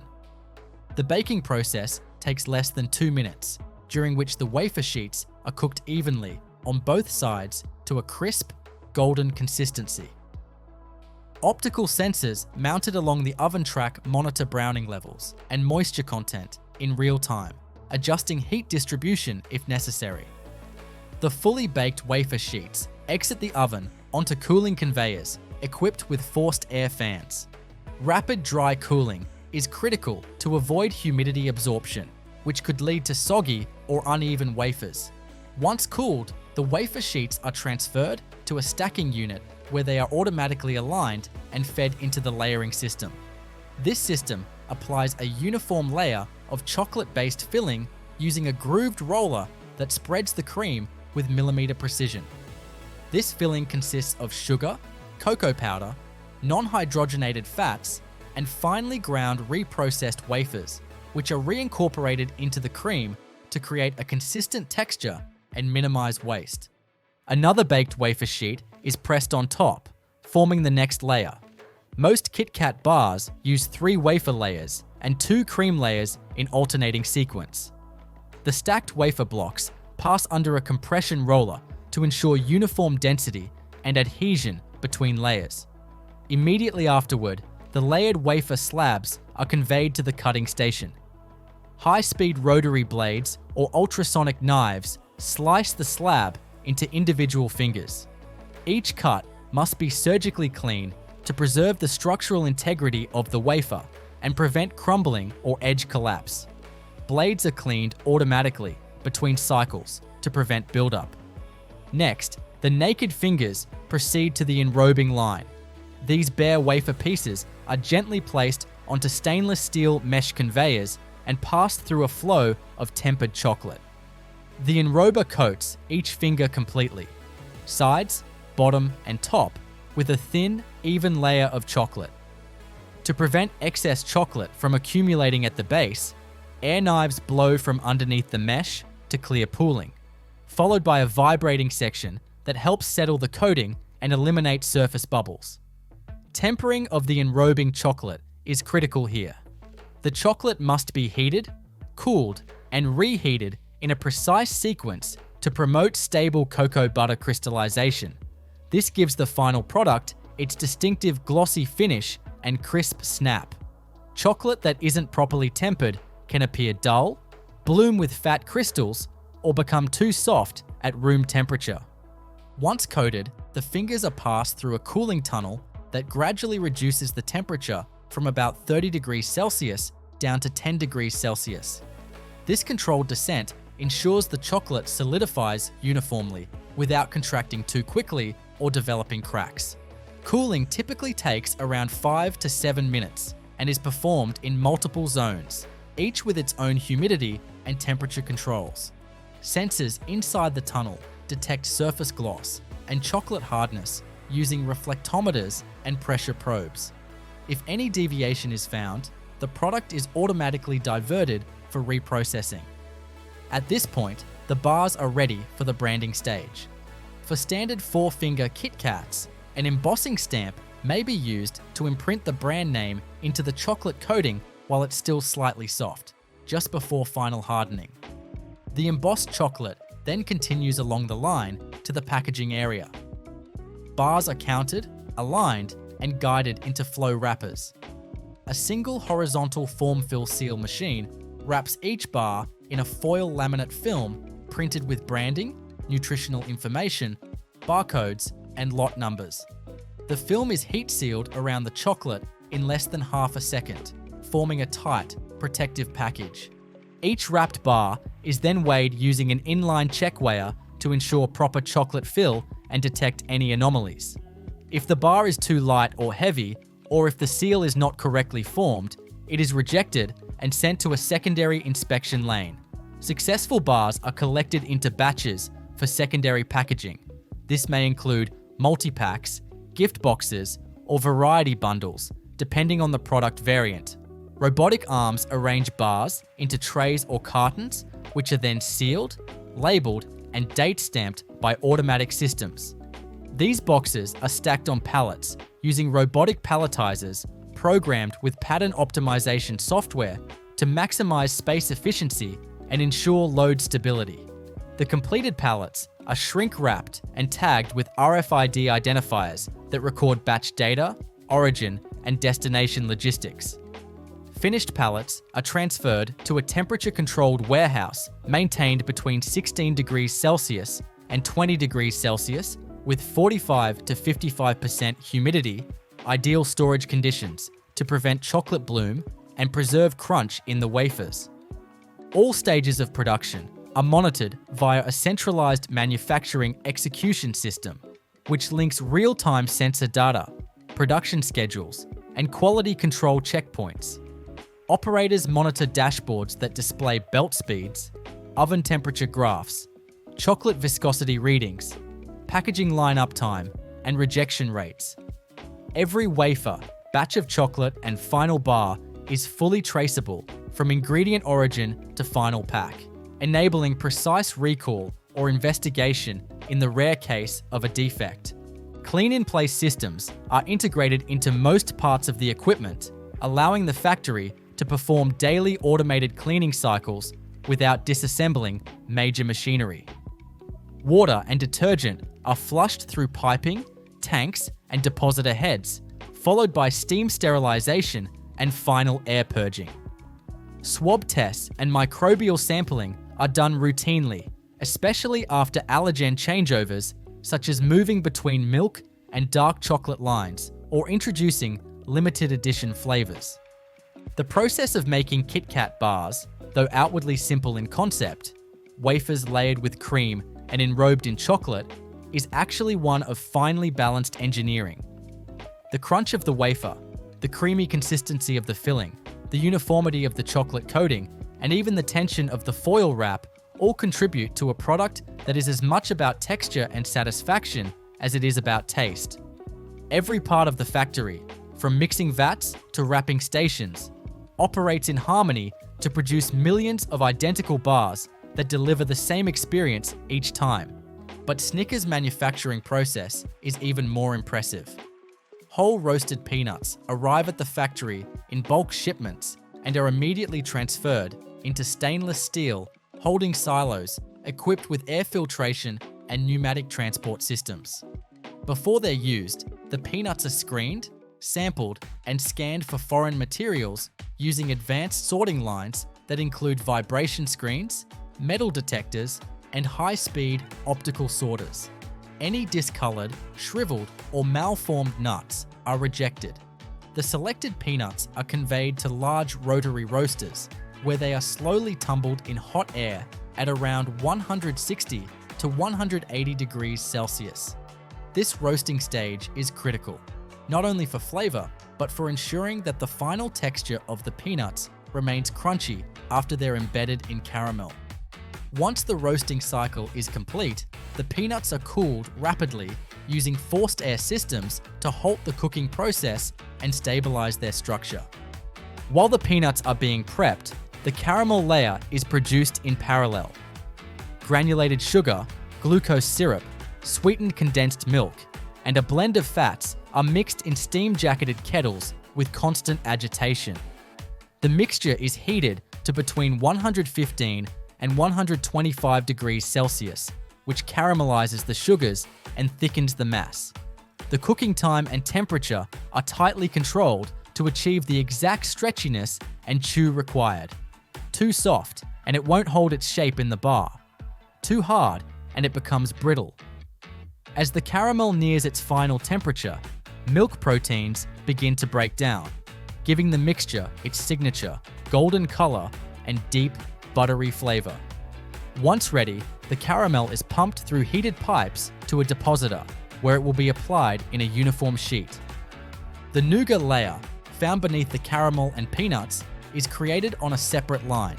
This begins with whipping a blend of sugar, glucose syrup, dried egg whites or hydrolyzed proteins, and milk solids in large planetary mixers. Nitrogen gas is injected during this mixing process to aerate the nougat, creating its signature light and chewy consistency. This mixture is then folded with a chocolate paste made from cocoa powder and oils to give Snickers nougat its slightly chocolatey tone. Once fully mixed, the nougat is extruded through wide slits onto a continuously moving belt to form a long, flat sheet that cools as it travels down the line. The caramel is poured directly onto the cooled nougat slab as it moves along the conveyor, forming the second distinct layer.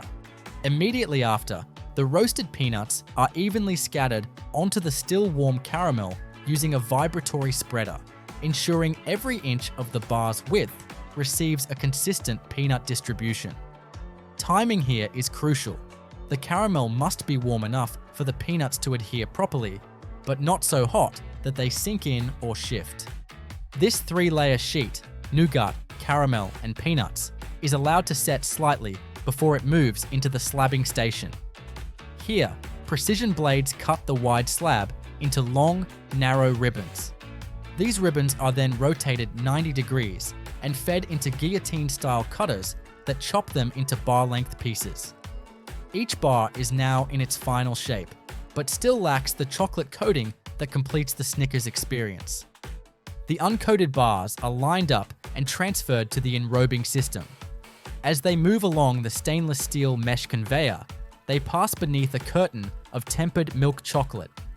This coating is supplied from a dedicated tempering machine that brings the chocolate through carefully managed heat cycles to promote the formation of stable cocoa butter crystals.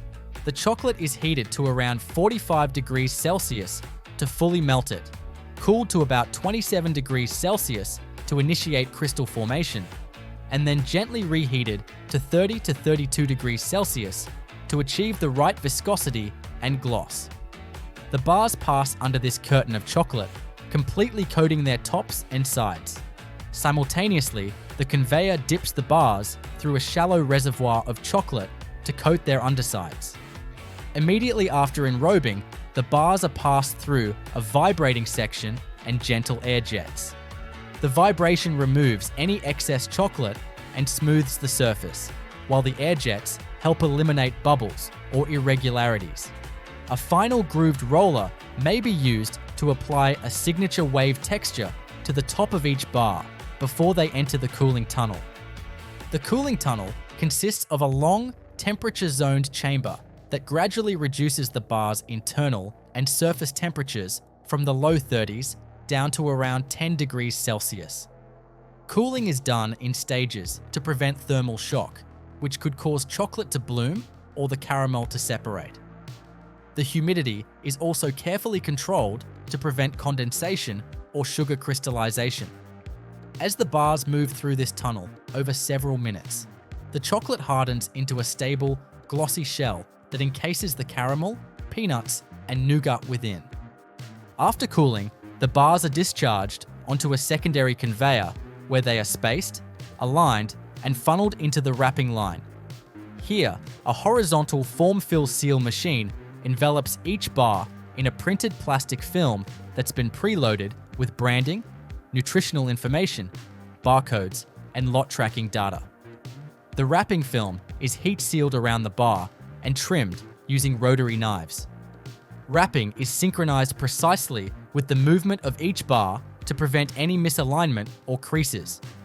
After wrapping, the bars are scanned by metal detectors to ensure no metallic contamination has occurred during production. They're then passed through check weighers to confirm each bar falls within the designated weight tolerance. Any bar that falls outside these parameters is rejected automatically and sent to a collection point for analysis or recycling. Approved bars are sorted into cartons using robotic arms that can grip and group them based on SKU. These cartons are then sealed, coded, and stacked onto pallets using automated palletizers. Each pallet receives a printed label with batch information, destination codes, and compliance data. Before leaving the facility, all pallets are shrink-wrapped and staged in a temperature-controlled warehouse area where storage conditions are maintained between 16 and 20 degrees Celsius with less than 50% relative humidity. A centralized control room oversees all operations using real-time data collected from each machine to ensure consistency and efficiency. Key metrics such as temperature curves, mixing durations, chocolate viscosity, output rates, and rejection levels are displayed on screens for operators and engineers to monitor. Any deviation outside acceptable tolerances triggers alerts and corrective actions, which are logged into the production management system for traceability. Production changeovers, such as switching between regular Snickers and Snickers almond or Snickers peanut butter, involve flushing the lines, sanitizing all contact surfaces, and performing allergen checks. Cleaning is often done with clean-in-place systems, which circulate heated detergents and rinse water through enclosed tanks, pipes, and pumps. Swab test and visual inspections verify cleanliness before the next product is introduced. Throughout the process, quality assurance teams take samples at each stage, from nougat aeration to enrobing, for analysis. These samples are tested for moisture content, density, layer thickness, chocolate coating weight, and overall structure. Finished bars are also subjected to sensory testing by trained panels, who evaluate appearance, flavor balance, aroma, and mouthfeel. Sustainability measures are integrated into production as well. Heat generated from the roasters and tempering units is recaptured and used to pre-warm wash water or facility air. Water used for cleaning is filtered and reused in non-product contact systems. Packaging film is sourced from suppliers that meet recyclability and food safety standards, and efforts are ongoing to reduce the environmental footprint of the wrapping process. Every Snickers bar, while simple in form, is a result of hundreds of interlocked operations, each designed for speed, hygiene, consistency, and indulgent quality. The chewy nougat, stretchy caramel, roasted peanuts, and milk chocolate coating are all optimized for flavor release, structural contrast, and a repeatable experience in every bite. From roasting to wrapping, this process is replicated across multiple global production facilities, each maintaining the same high standards to deliver one of the world's best-selling candy bars.